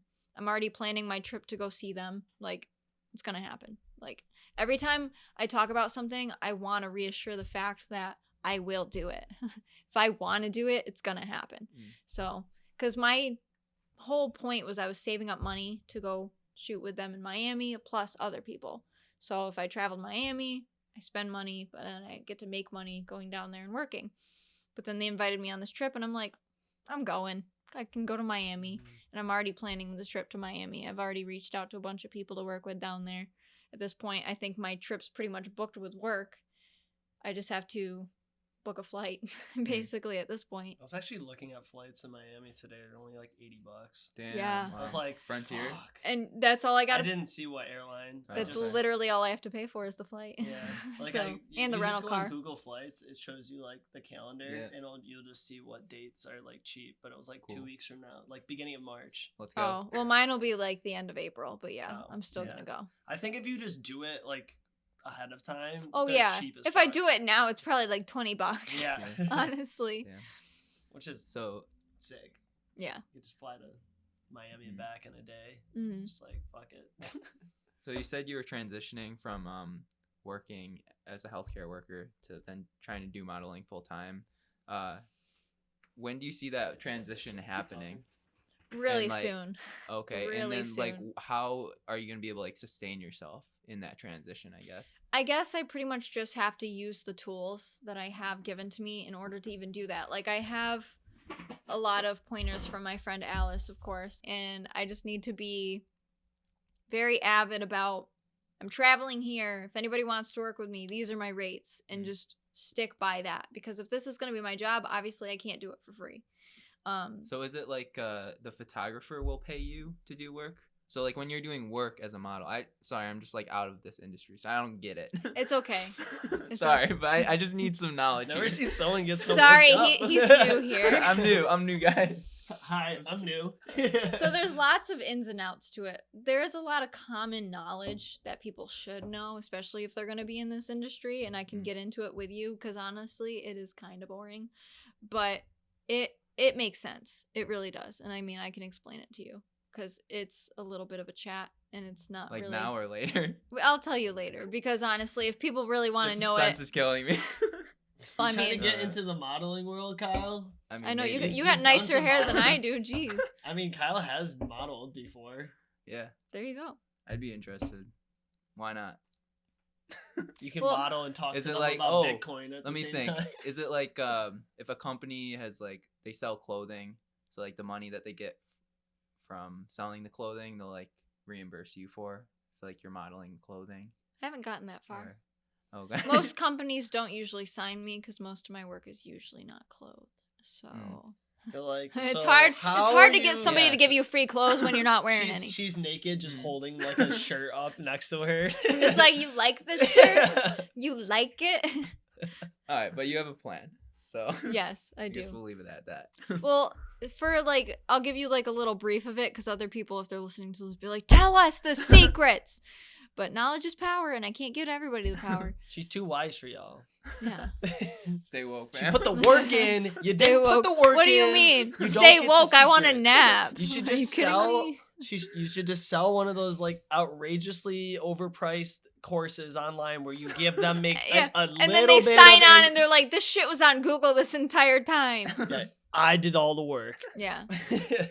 But one of the first basic common knowledge things in this industry is like, if somebody reaches out to you, it means they want to work with you. If you're on the model end of it, you message a photographer. Normally, if you're sodding them out, you should be paying them for their work, their Makes time. sense. If a photographer reaches out to you, you pretty much play it as is. You tell them, oh, well, these are my rates. They agree to it, cool. If they don't, bye, see you later. But honestly, if they want to say, well, I don't know if I can pay right now, but maybe we can do like a time for time. Like you give me your time, I give you your, like whatever. You just agree to like certain things. And I mean, that could necessarily be the same thing if a model reaches out too. So that's just kind of like the generic like knowledge that most people should have, but some people don't. It's just, I've learned that on my own, that like if I reached out to a photographer, which I barely ever do, and that's not because I don't want to invest in them. It's like, I almost don't want to waste their time. Because if they don't want to shoot with me to begin with, like, I'm not going Right. to reach out and be like, hey, shoot with me. I'm not dying to jump in front of anybody's camera lens. But if they're willing to give me the opportunity, like, then yeah, if it's somebody like I really want to work with, I'm going to reach out, I'm going to message them. But half the time I don't even make it that far. Half the time people are reaching out to me and I'm like, hey. So sometimes it really gets like misconstrued with everybody. So it's kind of like this value prop where people that have more influence, quote unquote, you're gonna want to work, or how's it work? Sorry, I'm getting confused. No, I get it, but I just can't Numbers, put it in letters. words. But like someone who I guess has more followers or ever is considered like more valued. So me, who's a nobody in the modeling industry, but see this photographer with like thousands of followers, I would be like, oh, I'll pay you if you put me on. Kind of mean, I don't even think it's so much the influence. It's just you can look at somebody's page that has like 500 followers and they could have way better work than me. You know, so I don't even think it has anything to do with the numbers. Quality. It's more or less the fan base cares about the numbers, and sometimes I'm sure photographers and other models care about it too. Like, I'm one of those people that has that number, but it's not my driving force. Like, that number, like, a lot of my followers talk to me. They actually have genuine conversations with me, and I respond back. I don't respond to the hey, you're cute messages. I usually am just like, all right, delete, like, whatever. Like, I look in the mirror and I'm like, hey, you're cute. Like, yeah, be like, I know. Yeah. She's like, bye. It's just more or less like, these people are real. Like, I did pay for followers years ago. I tried it. It was a scam. I moved on from it. And then I was just like, you want to know what? If I'm going to have numbers, they're going to be real. And here I am with real numbers. And they just keep on getting bigger and bigger and bigger. And I don't even understand how. I'm just sitting here being like, okay. It's like a network effect. Yeah, like I'll wake up and like they'll be like, it's like exponential. Yeah, it's at the cusp and then it just skyrockets. Well, especially like if you're shooting with more well-known photographers and they post you and that's tag basically you in it. It's like, oh, someone's just gonna see that picture because they follow that account and click on the tagged model. Yeah. Like, ooh, I like this model. Not only that, but I don't think people actually know how hard I work, but they can't tell that from me being a model on Instagram.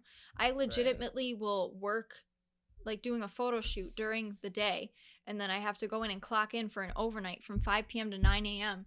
and the next day, and then I have stuff to do during the day, like whether it's designing clothes or even making stuff for my next upcoming shoot. Like, there's so many things that I'm doing. I'm selling clothes online and all this other bullshit that people don't know. And by that time, I'm working up until the point that, oh, I got to go back to work and do another overnight. And then when my work shifts are done throughout the week, after I just did those work shifts, plus photo shoots, plus designing, plus selling clothes, all this stuff. I love it. The grind. Now, hell yeah. I got 3-4 days off. Guess what I'm doing? Still fucking working. Yeah. I'm going and doing photo shoots, this and that. Like, when I go to New York City, I think there was one day I had 3 photo shoots in a row. I did 3 photo shoots on my birthday last year.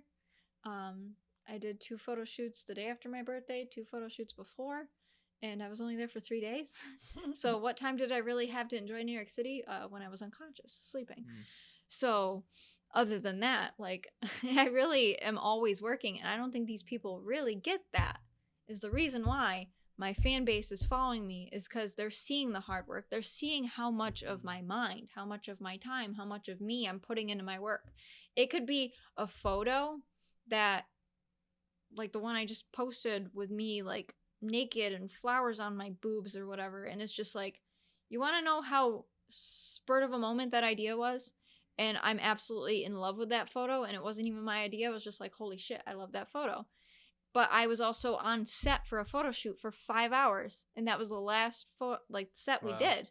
So, like, it took 5 hours of a shoot to get that. Like, we did other looks too, but we were on set for how many hours? You know? People are like, oh, it's just a click of a button. That's it. Yeah, like we did multiple other looks, like I said, but that was one of them, and that was at the end of the shoot. So you could be on set for 2 hours and get amazing work, or 2 hours and get, like, something that you're like, oh, whatever. I never feel like that. Every time I see a photo, I'm like, I'll look at the camera lens, and like I said, this goes back to my horrible at showing emotions. I'm like, oh, it's nice. But inside, I'm like, fuck yeah, I look amazing. That's awesome. It's pretty okay. Yeah, that's basically me. I'm just like, it's cool. It's cool. Like, Sick, bro. but in yeah. So chill. And then like I get in my car and I'm all alone and I'm just like Get amped up. because like it really is like a gratifying like situation. It has nothing to do with like the numbers or whatever. Like we live in such a instant gratifications like norm that like that doesn't even get me anymore. Like oh, I got 1,000 likes on a photo. Cool. Okay, like 1,000 people liked me. I like me. Damn, and that doesn't matter to anybody. So whatever. But it's one of those situations like you instantly see the work sometimes, and you might get the work later on because people have to edit it, whatever. Because photographers got to do their job too. But at the end of the day, like I freaking love doing it. Like I do whatever I want. I truly do. Like some people, they go on the shoot and they're like, "What do you want me to do?" Whatever, and like I get in front of the camera and like I'll ask that sometimes. It doesn't mean I'm not a professional. Like It's in just- case they had something. Yeah, sometimes I don't know what somebody wants from me. Like if they tell me to get down on all fours, there's a leather couch in the room when I show up. Like I'm out. Like I'm gonna walk. I don't care. I will walk right out. The only time that I will. Do I look? Do I look like one? Yes. But am I one? No. Do I want the money they make? Yes. But the one time I should have walked out of a shoot was the time that I ended up getting that stalker. So that was the time I should have walked out. But we were also outside in the middle of nowhere, 3 hours away from my home. Were you in a state was park? it just you and that person?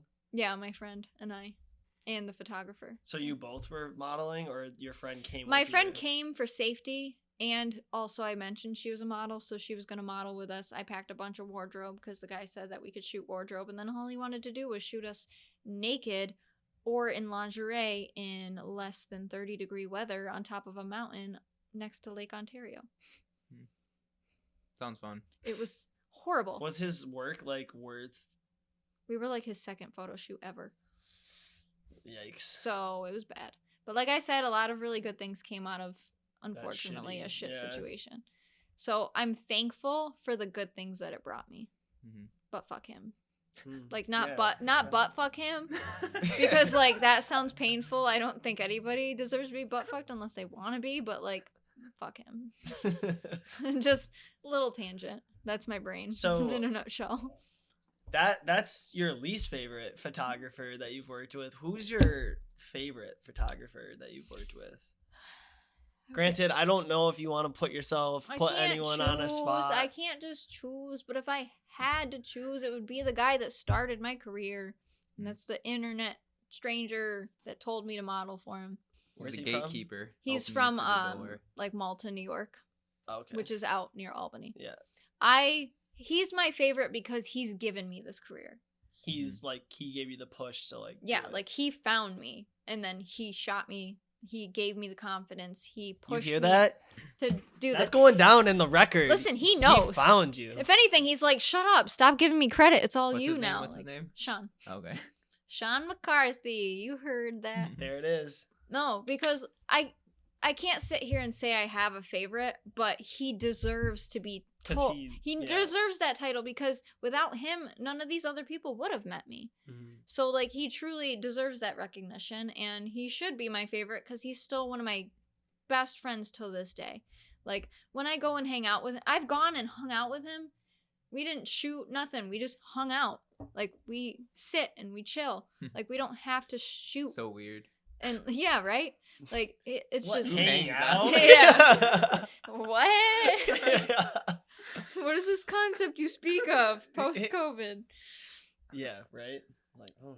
I But don't know. truly, and nobody can be mad at me for saying that. I have so many photographers that I just like, oh, I love their work. I love this person. I love that. I like all of them.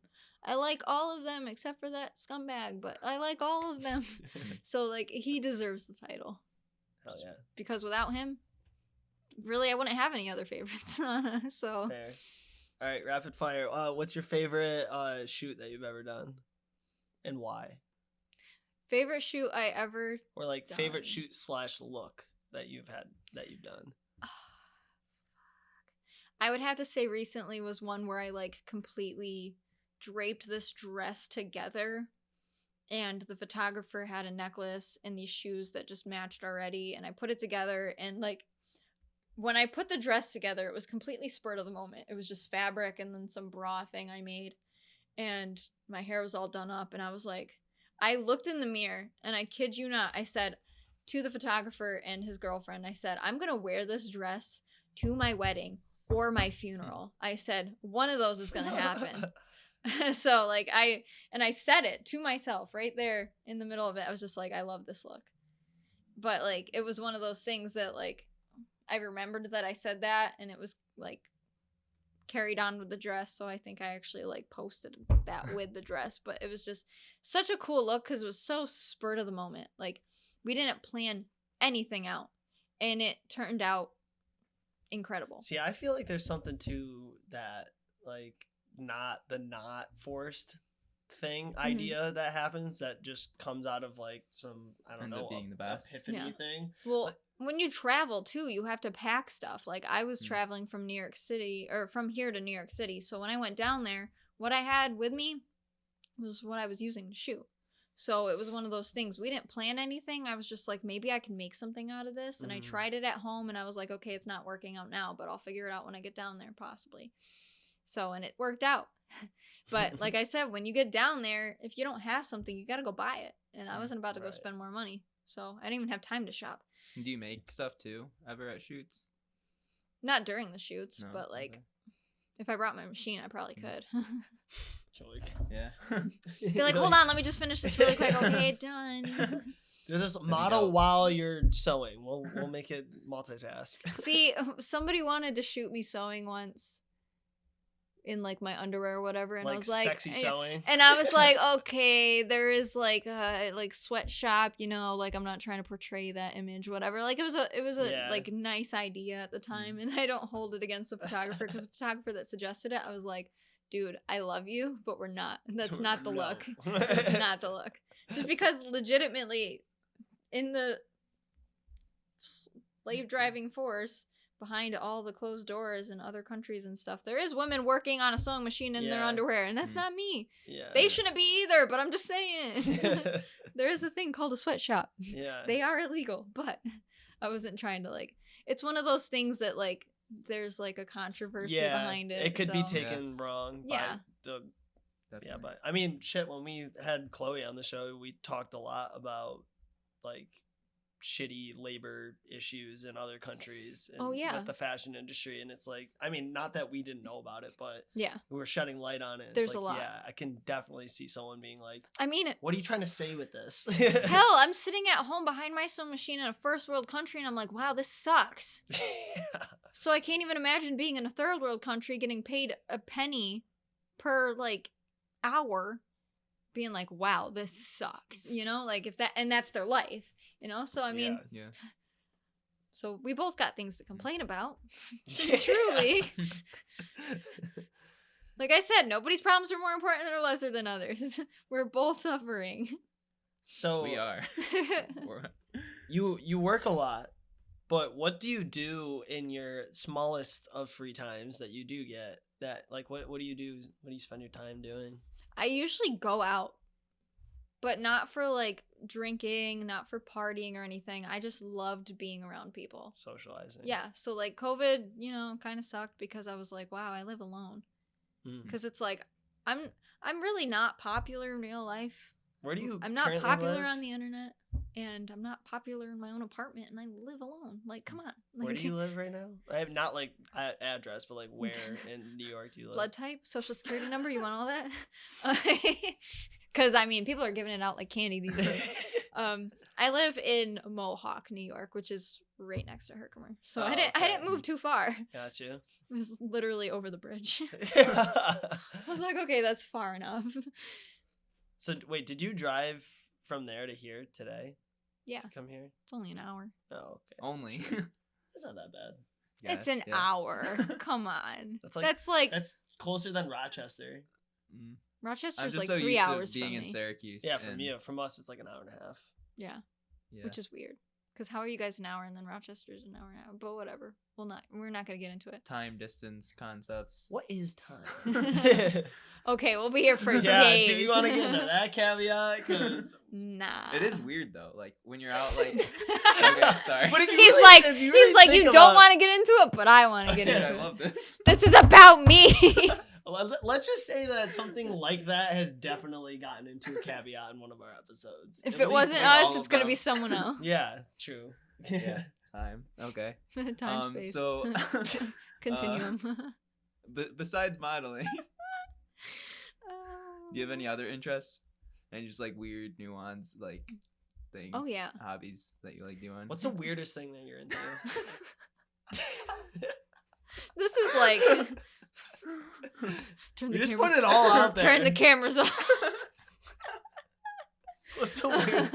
Doesn't have to be like. I'm You can take kidding. that however you Cringy. want. I'm kidding. I mean, like, This is gonna my sound mind, next cringe. my mind didn't even. Oh. Yeah. My mind didn't go into It's the a gutter. prank, bro. Yeah.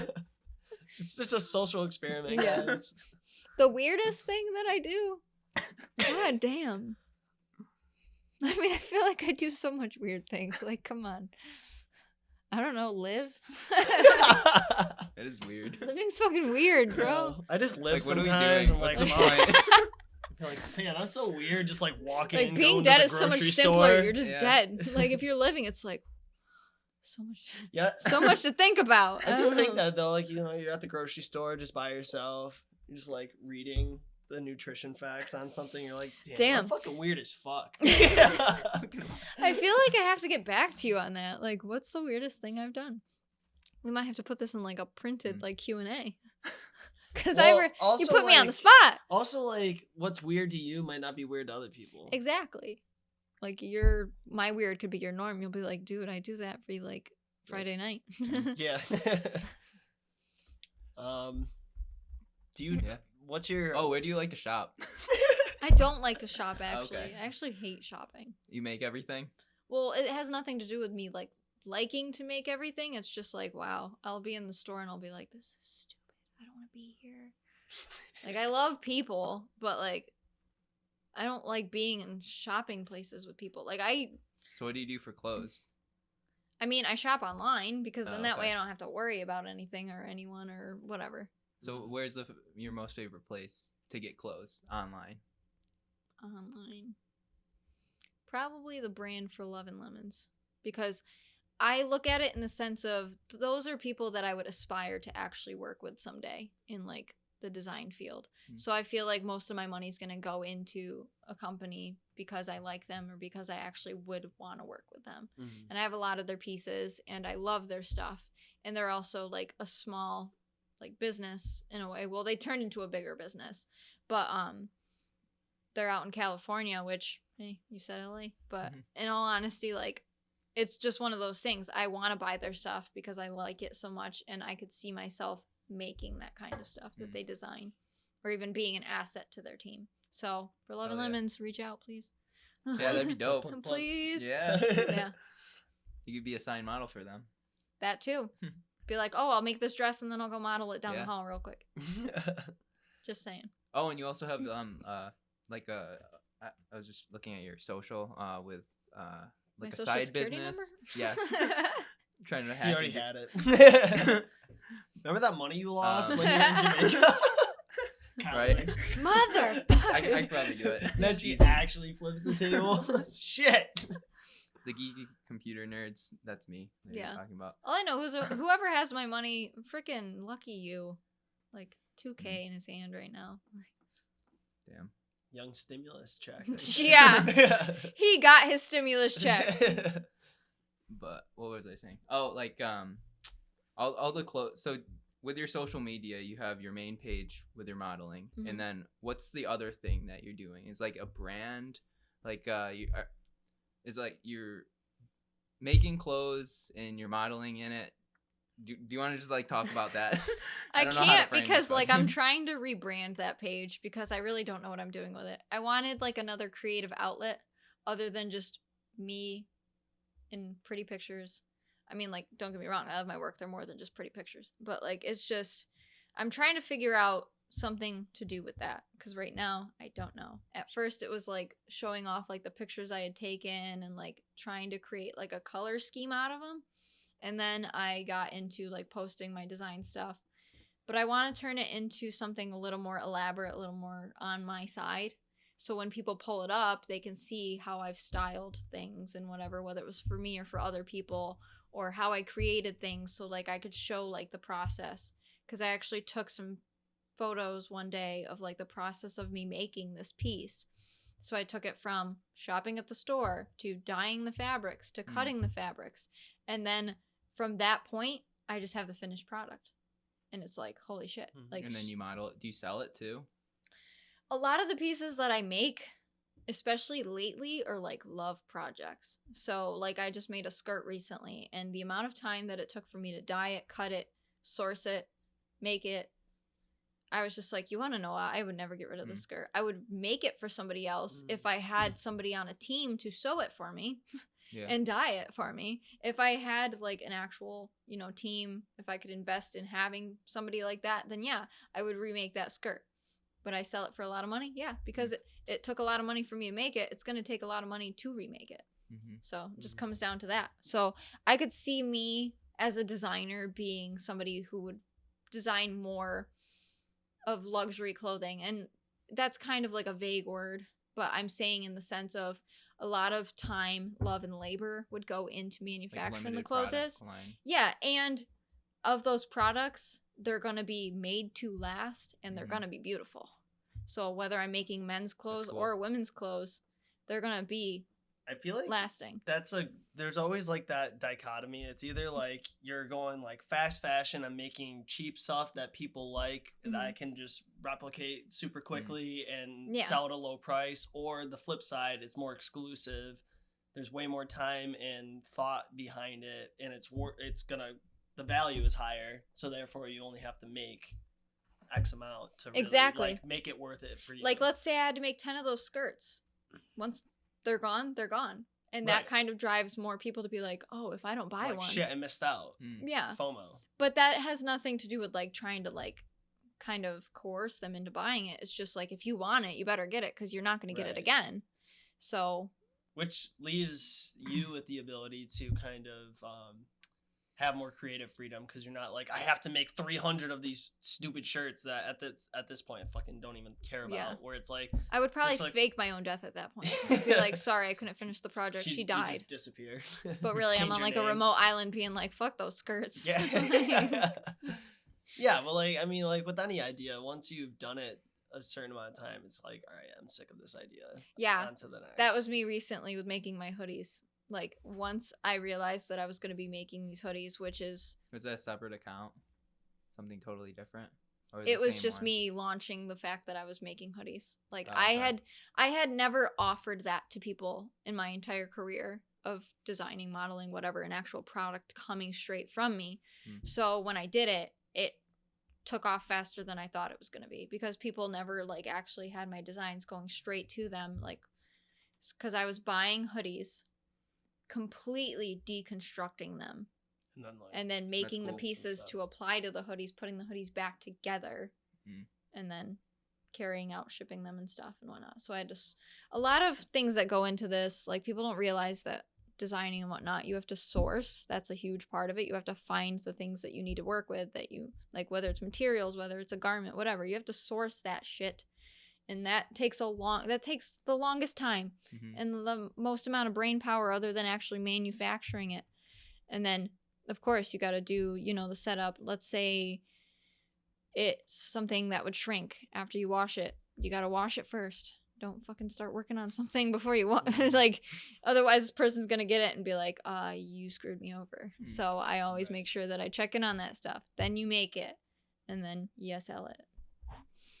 So there's a lot to it. And I mean, it does get excessive, but I can't necessarily say that I get bored of it, because I love it. It's just, I don't love it after the 12th time, but at the end of the day, I still love it. And the money coming in is good, because that was actually the first time that I was actually making money off of my designing, other than people buying like singular products from me or renting my wardrobe to shoot in. So truly, that was the first time I accumulated revenue off of my designs, especially the fact that it was multiple of the same designs being manufactured, and it was just me behind a sewing machine. And a lot of people don't realize how much love went into those hoodies, so that's why it was the price it was. And I even threw in like free matching masks with some of the hoodies. Like I didn't tell people that I was doing that, but like I did. Well, it sounds like you really enjoy the designing process of it. Is that true or false? Is that fair? I don't necessarily see me being somebody that would want to be a manufacturer in the industry of fashion design. So or just, the ideas, the idea process. The ideas, I would still like to make stuff. I would like to be a part of that. So like, let's say I had a team that was making my stuff. You best believe if I was in the industry where I had the time to go hop in on a machine and work alongside my workers, I'm going to do it. Like, I can't tell you that I wouldn't, because I totally would. If I had the time to do that, 100%. I wouldn't just be like, okay, go make this for me. I mean, I understand everybody gets busy, but I'd be like, okay, if I had an assistant, if I get to that point where I have an assistant, or let's say when I get to that point when I have an assistant, not if, because we got to speak it into the existence. Manifest. Yes. When I have an assistant, I'll be like, okay, take over the office. I'm going to go work downstairs for an hour on the machines. Like, I would miss it too much if I didn't actually make stuff. Because that's another part of the gratification is how much time, how much love and effort you're putting into making this piece. Because all my pieces, every time I make something new, I'm like, wow, this is my new favorite thing. And then I make something the next week and I was like, you're trash. This is my new favorite thing. Well, given that you like the design process, is there a way that you can sell your designs and just do that as like a side gig? Instead of like going through the whole entire process? I don't know, because I haven't necessarily dabbled into that aspect of it. If there's something out there, like if maybe it comes Fiverr, well, no, that'd be a freelance gig. Someone else's work. But it would be like something that I would really have to like look into. Somebody would have to show it to me or even present the idea or option to me for me to really like consider or even get into it. You know what I mean? Yeah. And I haven't been dealt that because I live in Herkimer, New York, where the population is whoever lives in this building. Yeah. So, 30 people. Yeah. But when you get down to New York City, your mind's going to be blown.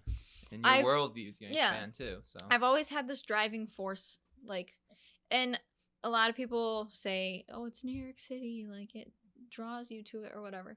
I know for a fact that the amount of time, work, effort, ambition that I have put into my life up here in such a small area and having the amount of stress that I still have, moving to a place like that and using the same tactics that I have up here, the right people are going to see it. I'm going to meet the right people. Somebody is going to want to put an investment in me, whether it's an opportunity, whether it's money, does not matter. I know for a fact that there's more for me out there. And New York City is just going to be the start. Yeah. And I don't know what it is. I feel it in my bones that something is going to happen when I leave, because I know that my life can't begin until I'm where I want to be. Because that was like a lot of the driving force with many aspects of my life growing up. Like, I didn't really get into like any relationships. I didn't want to date anybody because I'm like, I'm not where I want to be. So why would I start a relationship, move away, and have to deal with the breakup or a long distance thing or have them follow me when it's not their dream? Like, I would never do that to someone else, so I'm not going to do it. I'd rather be alone and be happy or be with someone else who is trying to find their happiness through me. Or on the same journey of like entrepreneurship. Like, if somebody was gonna come with me because their journey's similar to mine and they can aspire from mine or even like find the same things, then yes, in a perfect world that could happen. But that's not the case. All I gotta do is really like go where I want to go and then figure it out from there. Because I never wanted to take somebody along with the journey, like ever. It was just more or less, if it happens, it happens. If it doesn't, it doesn't. But somebody shouldn't be following me because I'm following my dreams. That's not cool. Like, they have a life to live too. So that's something that like I definitely ill prioritized. It was like, I don't know, the high 50 and ups on my list. Like, I was just like, it's not going to happen. I don't care for it. And I think that's part of the reason why is the law of attraction. I didn't want it. I didn't allow it to come to me because I wasn't ready for it. And I knew I didn't need it. Like, trust me, I've tried. But then I realized I was like, wait a second. I don't need this. And I also don't want this, especially not here or right now. So moving on. So as far I have to as go let Dylan in real quick. So I'm Okay. just gonna Yeah. keep going. Bye. I'll be back in a second. We're just going to be talking about my Intermission. career in No. modeling. No, I'm just kidding. But yeah, as far as Only like ask about modeling. He walks in. He's like, okay, we're talking about falafel. falafel. Yeah. So as far as like what you're talking about with goal setting, like what are your dreams, aspirations, goals moving forward? I feel like that's the hardest question for people to ask me because I feel like my answer is always going to be vague as hell. Because I truly am just trying to chase happiness. Like, I am such an easy person to please to a point. Because I'm not going to say that any job that I get anywhere in the world is going to make me happy. If you put me in a cubicle, you best believe that I'm going to try to find some way to enjoy that. But I'm still not going to be happy. It's more just... Have you tried it then? A cubicle? Yeah, like a desk job. Oh, type hell no. thing. I'm too... Like, You it's... haven't even tried it. No, because, like, it's in the sense of, like, one... There's no cubicle jobs where I live, like we're that kind of town. But also, like, I don't know what I would be doing. Like I said, I love my job that I have right now. I'm helping people. If anything, I have some weird helping people complex going on, you know, because I help my family. So you're used I'm to, yeah. now helping myself. I still help others with things, even though, like, they don't even ask. Like, sometimes I help people who don't want it. And even times, like, I help people who didn't want it, but they take my help. Like, and that's just one of those things. It's a cycle. And I don't think it's a bad cycle to have. Truly. I mean, as long as it's not taking anything away from me. Because like I said, it's part of that controlling process. Like, I can only control what I do for them. And I can't control how they take what I give them. At that point, what I give them, they have to take it and use it. If they don't, that's not my problem. It's not my fault. I did what I could. I move on. And that's all I really can do. Because I don't expect people to, like, truly be like, oh, thanks, Alexis, and then really go out in the world and use what I gave them. Like, that's kind of like a false expectation. And I don't think it's right to have it. You can only give yeah. without the expectation. And I think that it's healthy to give people things. If they don't use as long it, that's as there's fine. no dependency or Yeah. something there. And if it doesn't take away from me, then I'm fine. Like, if I give somebody too much and I see it, like, really deteriorating, like, parts of my value or me, then I know it's not right for me. Because in recent time, that has happened. I gave way too much to somebody who I realized afterwards was a good person, but not a good person to me. And that kind of deteriorated a lot of, like, my self-worth. And I was like, why am I doing this for this person when they honestly are showing that they don't care? Because they could say whatever they wanted, but at the end of the day, their actions completely, like, rebounded off of what they were doing.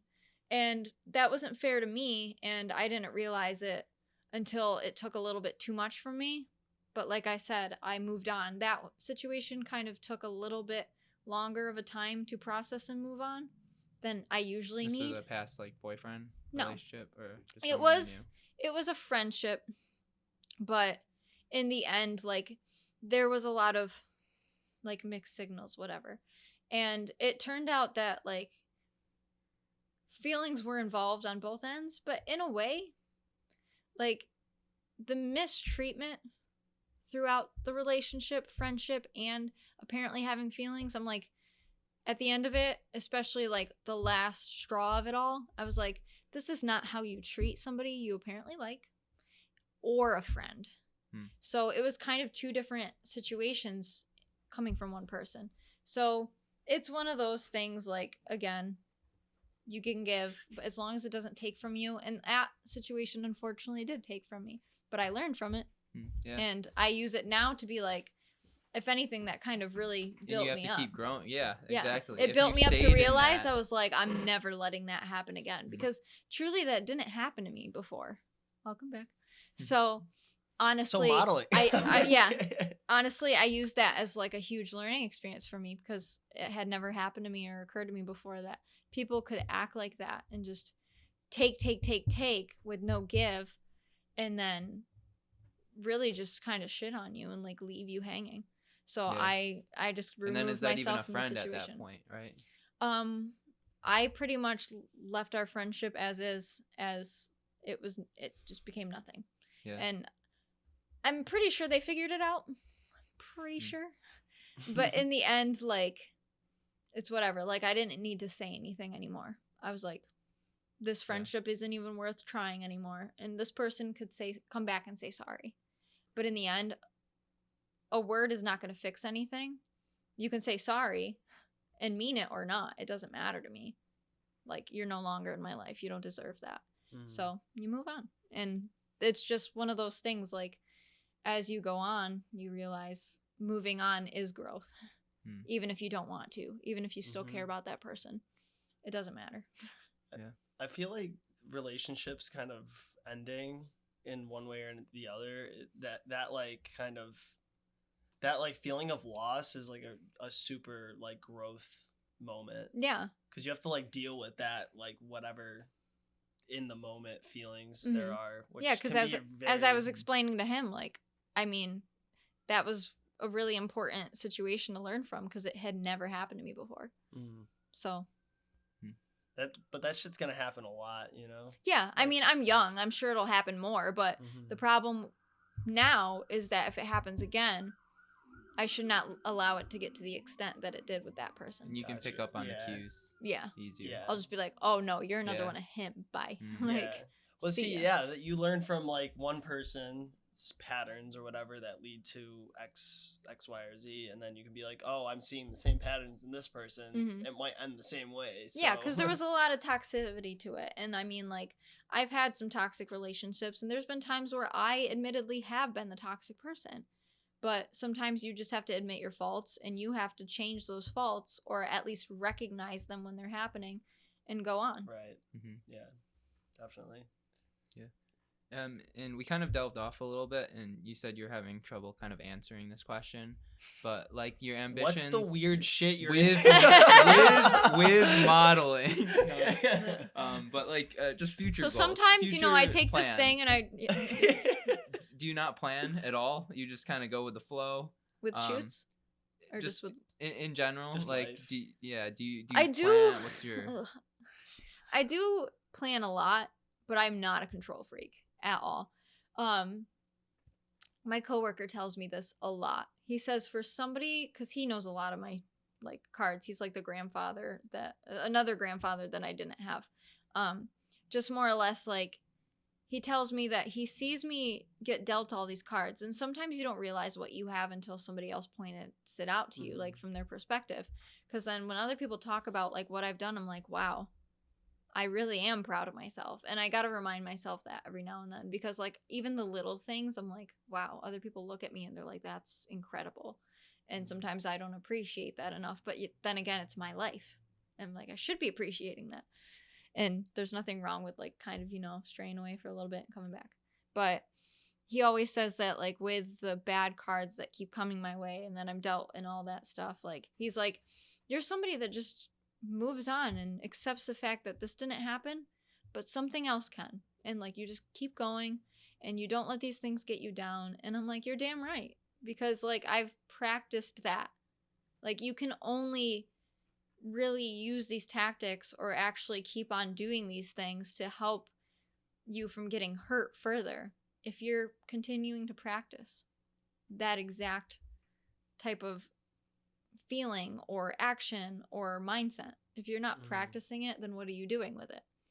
It's true. So as far as practice goes with mindset building, do you have any resources that you look towards, like people that you listen to or podcasts that help like formulate the mindset you have? Or is this all just like natural that have just been built up over your years of living? I mean, I don't want to sound like conceited or cocky or anything, but like I went through a lot of years without a therapist. I should have got one, but I didn't. A lot of times it was just self-assessment, to really sit down with myself and just be like checking on myself, be like, are you okay? Like just really feeling my emotions, which I didn't do until recent, like I think 2019 or so. Like I really started to act like a human again, because I almost hid my emotions because I thought they were like a weakness. Like, I can't show I'm sad. I need to be a strong woman. I can't be this. I need to be this. And it really kind of took away the like parts of my humanity, because when it occurred to me that like something kind of triggered this in me, and like it was years upon years ago that like something happened to me that made me repress my feelings, because I was like, I can't expose myself for this, and I can't let myself become this person. I need to be strong, because if I am not strong, then the people that have hurt me in my past win, and I need to be better than them, because they obviously did the things they did to me to become stronger themselves, because they were doing bad things to somebody, but they were trying to feel better about themselves.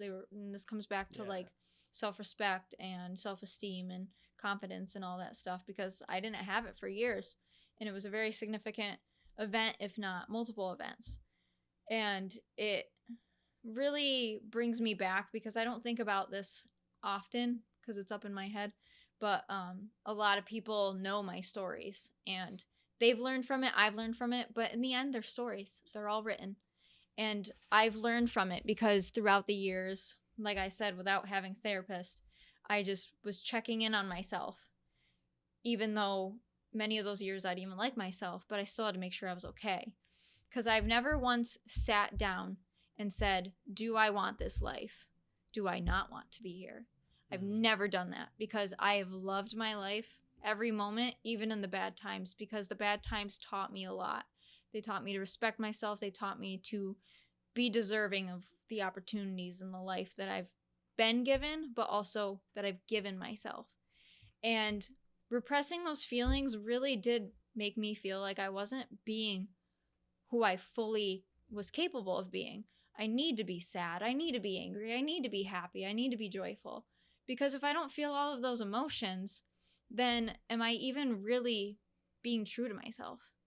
Because I feel like everybody should feel their emotions when they're happening, cater to what needs to be fixed, what needs to be nurtured, but also remember that you have to keep moving. If you don't keep moving forward, but also nurture what's important at that time. If I'm hurting, if I'm in pain, if I'm mentally not okay, I need to recognize that for what it is. I need to treat it like it's a sickness. I need to give it medicine. I need to give it rest. I need to nurture it.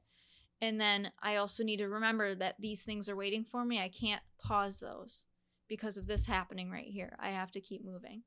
And when all these bad things happened that caused me to remember that I need to be a full, capable, working human being, I need to allow my mind to work, I need my body to match my emotions, I realized that I was becoming more of myself. I was growing, and I didn't allow myself to grow until way too late in my life already.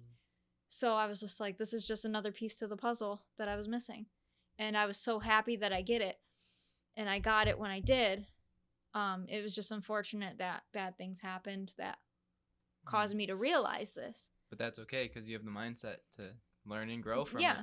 And I mean, I really did help myself through so much struggles, because there was a lot of times of just sitting in my room, not writing anything down, nothing, just being there for myself and like being my biggest cheerleader, just being like, we're going to get through this. We're okay.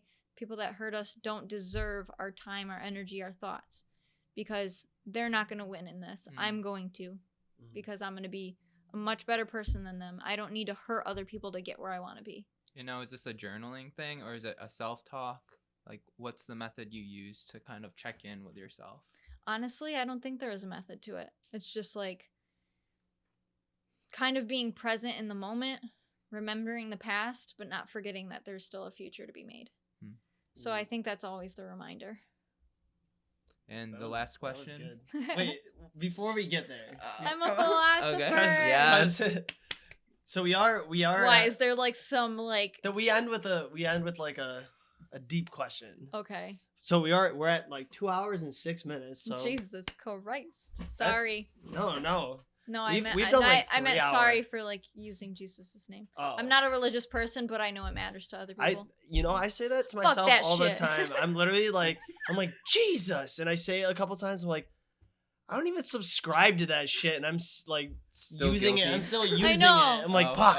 I'm okay. just trying to be a considerate human being, but at the Yeah. same time, we've been swearing this entire podcast, so I'm sure Yeah. people have, deterred from this path. So before we get to this last question, I just wanted to ask one thing I feel like about there's a secret and I don't know it. about modeling. just for anyone, or even designing, just like anyone who's interested in getting into either one of those things, like, do you have like any just quick advice that you could give to anyone who's considering to go down either one of those paths, but they're just like, I'm not good enough to do this, X, Y, and Z? I mean, I feel like I said a lot, so if they made it this far, hopefully they learned something from me. But I truly just think that if they want to get into either of those fields, they really have to know what they're getting into, because it is an industry that I've seen a lot of cruelty, but I've also seen a lot of happiness too.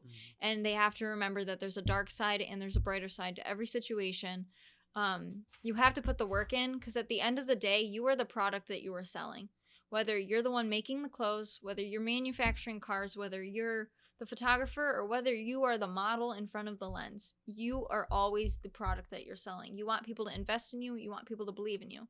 So if you believe in yourself, other people will see that and they will believe in you. The only problem is, like, you got to start from home. You're the home base. If you're not happy in your own home, then how do you expect other people to find that you're going to bring them happiness? You're going to be a good product to sell to the world. Because at the end of the day, it's your life. You're living it. But you got to be happy with yourself. And if you're not, how do you expect to get the things you want? I think Yeah, that's that's super important. Even the way that you phrase it, as in you are the product that you're selling. And I think that's the hard truth that we have to come to terms with as anyone who's delving down the path of personal branding. You are the product. It should be seen as that way. Because even though it sounds bad at first, I think it's actually a healthier way to look at it. Yeah, and like, So you it's don't get- hypothetical, but it also is pretty serious. Yeah. Like, it makes sense. Yeah. Mm. Like, you're not, yeah, like you're selling yourself as like what you have to offer. Right. You're the It's a value. value You're prop. the Yeah. value. You're not selling I guess in your case, if you're making a garment, then you are selling a product. Yeah. But like, if you're modeling, you're selling yourself as the value. Exactly. And be if in you're front of capable the- of doing more things, I mean, honestly, that's just going to make your worth increase. Right. But looking at it that way, that's a good point too. Is like the more skills and talents you have and the more your mindset is being built and developed, the better your quote unquote product becomes. yeah. So that's what you're talking about. Like, invest in yourself so you can grow, so then you have more value prop to give back to the world, kind of thing. Yeah. See, you guys got it. Yeah. It's not that hard. No.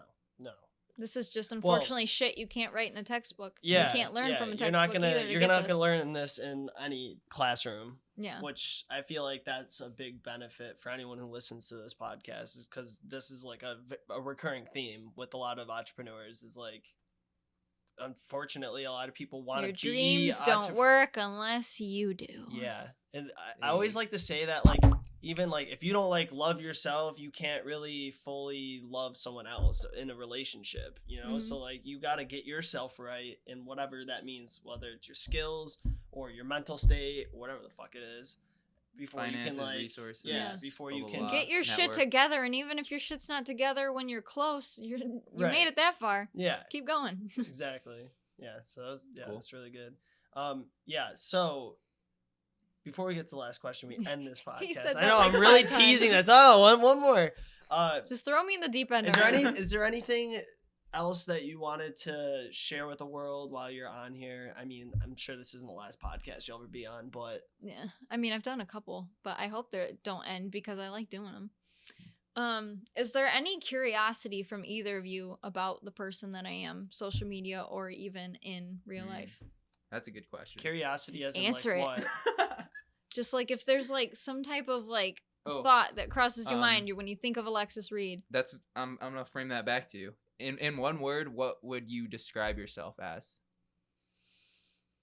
Or a phrase? A phrase would be better. I call myself the laziest ambitious person I know. That's a great one. Because I give myself breaks when I need them, whether it's mental, whether it's physical, or whether it's just a life break from certain tasks, things that I need to do. But at the end of the day, when it's time to work, I work my ass off and I don't stop until, again, back to the lazy part when I need to. But seriously, like, I really am the laziest ambitious person. And I probably will put that somewhere in the dictionary, or I don't know, That would be a great shirt. canvas somewhere in a Hobby Lobby. I don't know. Yeah, you should start making those tacky, like, basic white girl signs. But like the stickers that go on your wall. Live, laugh, love. Yeah. You need a sign to remind yourself to live. Laugh and love. Jesus. Well, some people do. R.I.P. Yeah, I they're don't know not. how to- They're not our target audience. So. Yeah, okay. Maybe they are. I'm sorry. I I hope guess this helps you. curiosity. I guess the only thing I could be curious about is, because I've talked to multiple people who've kind of been in the same field, is how did your family react to, like, you doing nude photography? Well, considering my dad's trusting and has seen some of my work, but not all of my work, luckily he's still alive, has not had a heart attack, and he will not see further of my work, Is he thank on God. social media, like Instagram and stuff? When my dad made an Instagram, I had to Oh, block boy. him because I was like, I can't let my father see this. Fair. My mom loves it. She'll like comment on my freaking ass shots and all that stuff. Like, She's funny. "Fire!" She's funny. I feel bad for my brother, my older brother, because like he did that YOLO thing on Snapchat, whatever the hell it is. Like people say like anonymous, whatever. And like this always sticks in my mind because part of me is like, I laugh and then I'm like, oh.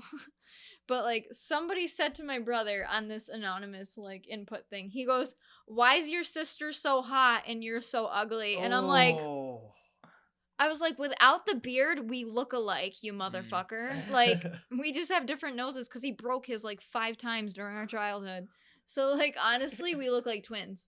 So I'm like, you just called my brother hot. And ugly at the same time. Yeah. What the fuck? But sometimes What is it? sometimes I'm like, you ugly motherfucker in the mirror. And so other times I'm like, okay, we look good today, you know? Like, so I mean, honestly, whatever. But my family's very accepting of it. If anything, I try to be like that beacon of hope for them that like you can just take on the world and take whatever you want from it. Give the world back what you don't want. Take what you need, take what you want. And if it's not there, create it. And I try to be like their role model. I'm not the oldest sibling, but I just try to like prove that and make it like really a sound way of living. I'm trying to find my happiness. I'm trying to build a future for myself. I'm just trying to create a life that I'm going to be happy with down the end of the road when I look back and say, did I do everything I wanted to do, or at least what I could do? Because I think I just had this conversation with somebody recently about it, because my brother was talking to my family and he was like, Alexis can have honestly whatever she wants. Like, she does get whatever she wants because she makes it happen. If she wants a kid someday, she'll have a kid, whether it's with a guy or on her own, but she'll have one if she wants one. And he's like, if she wants to have a relationship or get married, she will if she wants it. And like, it just kind of like hit me in the heart a little bit, like in a good and bad way. Because like I've seen his life and we've shared a lot of memories. We've shared a lot of our life in turmoil. And for him to say that, but also for him to recognize what I've done with everything that we've both been dealt, because we've got the worst end of it. We're the 2 oldest siblings. We've seen all of it down from like the start to what's still reoccurring. And like, we can't control our family. That's the biggest thing. And to hear him say that, I know if anybody's the most proud of me, and I don't say this to like belittle any of my family or whatever, like he was the first best friend I ever had. Moving around, I didn't get to have friends, like ever. Right. Ever. Every time. I didn't become close with anybody. If anything, I was a jerk child. I was such a mean kid. And like, I'm so grateful that I didn't like bring that into my, you know, adulthood. But I was such a mean kid, and my brother and I, we used to beat the crap out of each other. But in the end of it, like, I know my parents are proud of me no matter what. But my older brother, like, he was my first friend ever. And he will always be like the one who's just always like telling me, it doesn't matter what you want to do or whether it's going to affect me or whatever, go do it. Like, just do it. I'm going to That's be the best happy for support, you, yeah. whatever you want. That's awesome. And Freedom like, to be you. yeah.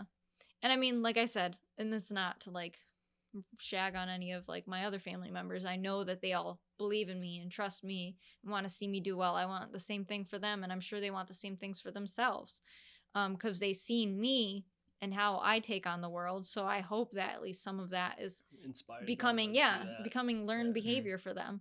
So I truly think That's that the best way to teach people too, just by doing you, like being a role model. Mhm. Make people see things in a way they never saw it before. Like, Yeah. oh fuck. I mean, like, I come from a really recluse backstory, family, tragic stories. But at the end of it, my family sees what I took from it and turned it around and made out of it. Yeah. Because I could be a sad little piece of shit right now. Trust me. I could be, but I'm not. Sorry. Yeah. Well, Hell yeah. that was really well You're an said. amazing human being. All right. So now With a full bladder. now for the Yeah, the pizza. now for the suspenseful very last question. Suspense. Bring it Hal, on. do you want to deliver since you got so excited earlier? What social media accounts do you have? Where can we find you on the interweb? Is That's this not really it, the deep no. question? No. I was about to say you. Let's answer that one first before we go into the deep one. Well, right now, if you want to find me on anything, I am strictly on Instagram right now at Lexi Luther. There's underscores between each. What are they called? Thing. Each syllable. Word. Yeah, we'll Name. put it in the description. Yeah, okay. But I will be attaching some links soon to that account where you can further find me. So everything Alright. that they need will be on there. Cool. So the last question is, what does it mean to be human? Honestly, remembering that you're not the only one, that other people feel the way you feel, other people want other things that you want. And I think the best comparison to this is every time I talk to people about New York City, they're like, it's scary, be careful, people are dangerous. And I'm like, everyone is down there for a reason. The same way we're all around here for every reason, doing everything. Everybody's just trying to make it by. Everybody's just trying to live. Sometimes the people that are mugging, that are gunning down somebody, I'm not saying that them doing that is validated. It's not. But those people have become so desperate that they are threatening another human life, you know? Like, it's putting other people at risk. But it comes a point in time where, like I said, I've been dealt bad cards. I use them as a driving force. Other people, it just drives them further into the darkness. And I think that us as humans, depending on how we elaborate on our feelings, on our goals, what we want, our human compassion, consideration, the amount of love that we have, all of these are factors that some people don't take into account. And that's what causes them to do things. That causes them to be mentally unstable. Some people can't control that. But at the end of the day, we're all the same. Like, you have the same stuff inside you as I do. Unless, like, you know, you got your appendix removed. I still got mine. But, I don't like, have mine, so it's just more or less, like, we're very different people, I guess. we are all the same. I'm Adrian. We all, yeah. We all feel the same damn things, you know? Unless you have some type of paralysis and you can't feel your legs, then, you know, sorry. But, honestly, I mean, sorry to go down that road. I'm just trying to, you know, Yeah. be logical. Like, I am one of those people that when I was growing up, I didn't experience a lot of things like this day and age. Like, we are dealing with a lot of reoccurring racism. When I was younger, wasn't exposed to a lot of any of that. I grew up down south. And honestly, like, in my, like, early years. And my brother and I were two of the only white kids in school. My brother went on a field trip to a farm with all his classmates to go pick cotton. And this was in the early 2000s. Whoa. And my parents didn't know that he went on this trip for that reason. They said they were going to a farm, whatever. I was young. I was a lot younger than my brother. Obviously, you didn't understand, like... Yeah, but you want to know what? That's the problem, is people are allowing to have this happen. But I never grew up looking at people differently because they look different than me, whatever. I never saw color. And this isn't because, you know, I'm a white female. It's because I feel like everybody that I grew up with was relatable. Everybody was the same as me. Like everybody They're human. everybody did similar things to me. We all liked the same things. Some people liked different things to me. Either way, I never saw it as that. Some of my best friends are from different countries. And I don't look at them as, oh, they're Venezuelan. Oh, they're Vietnamese. I'm like, those are my best freaking friends. Like, this is her name. This is his name, you know? Like, I never looked at it as, this is where they're from. This is who they are. This is their family. This is their culture. I'm like, oh, no, that's my best friend. And I've See them always, for who they are. yeah, I've just been at point blank. I recognize that there's a problem if somebody points out that shit and they think it's relevant when it's not. Like, in a way, it is. But not to their character, not to who they are. Right. It's just that's part of who they are. Where I've come from, what I've done, what I've experienced, that's part of me. Same as them.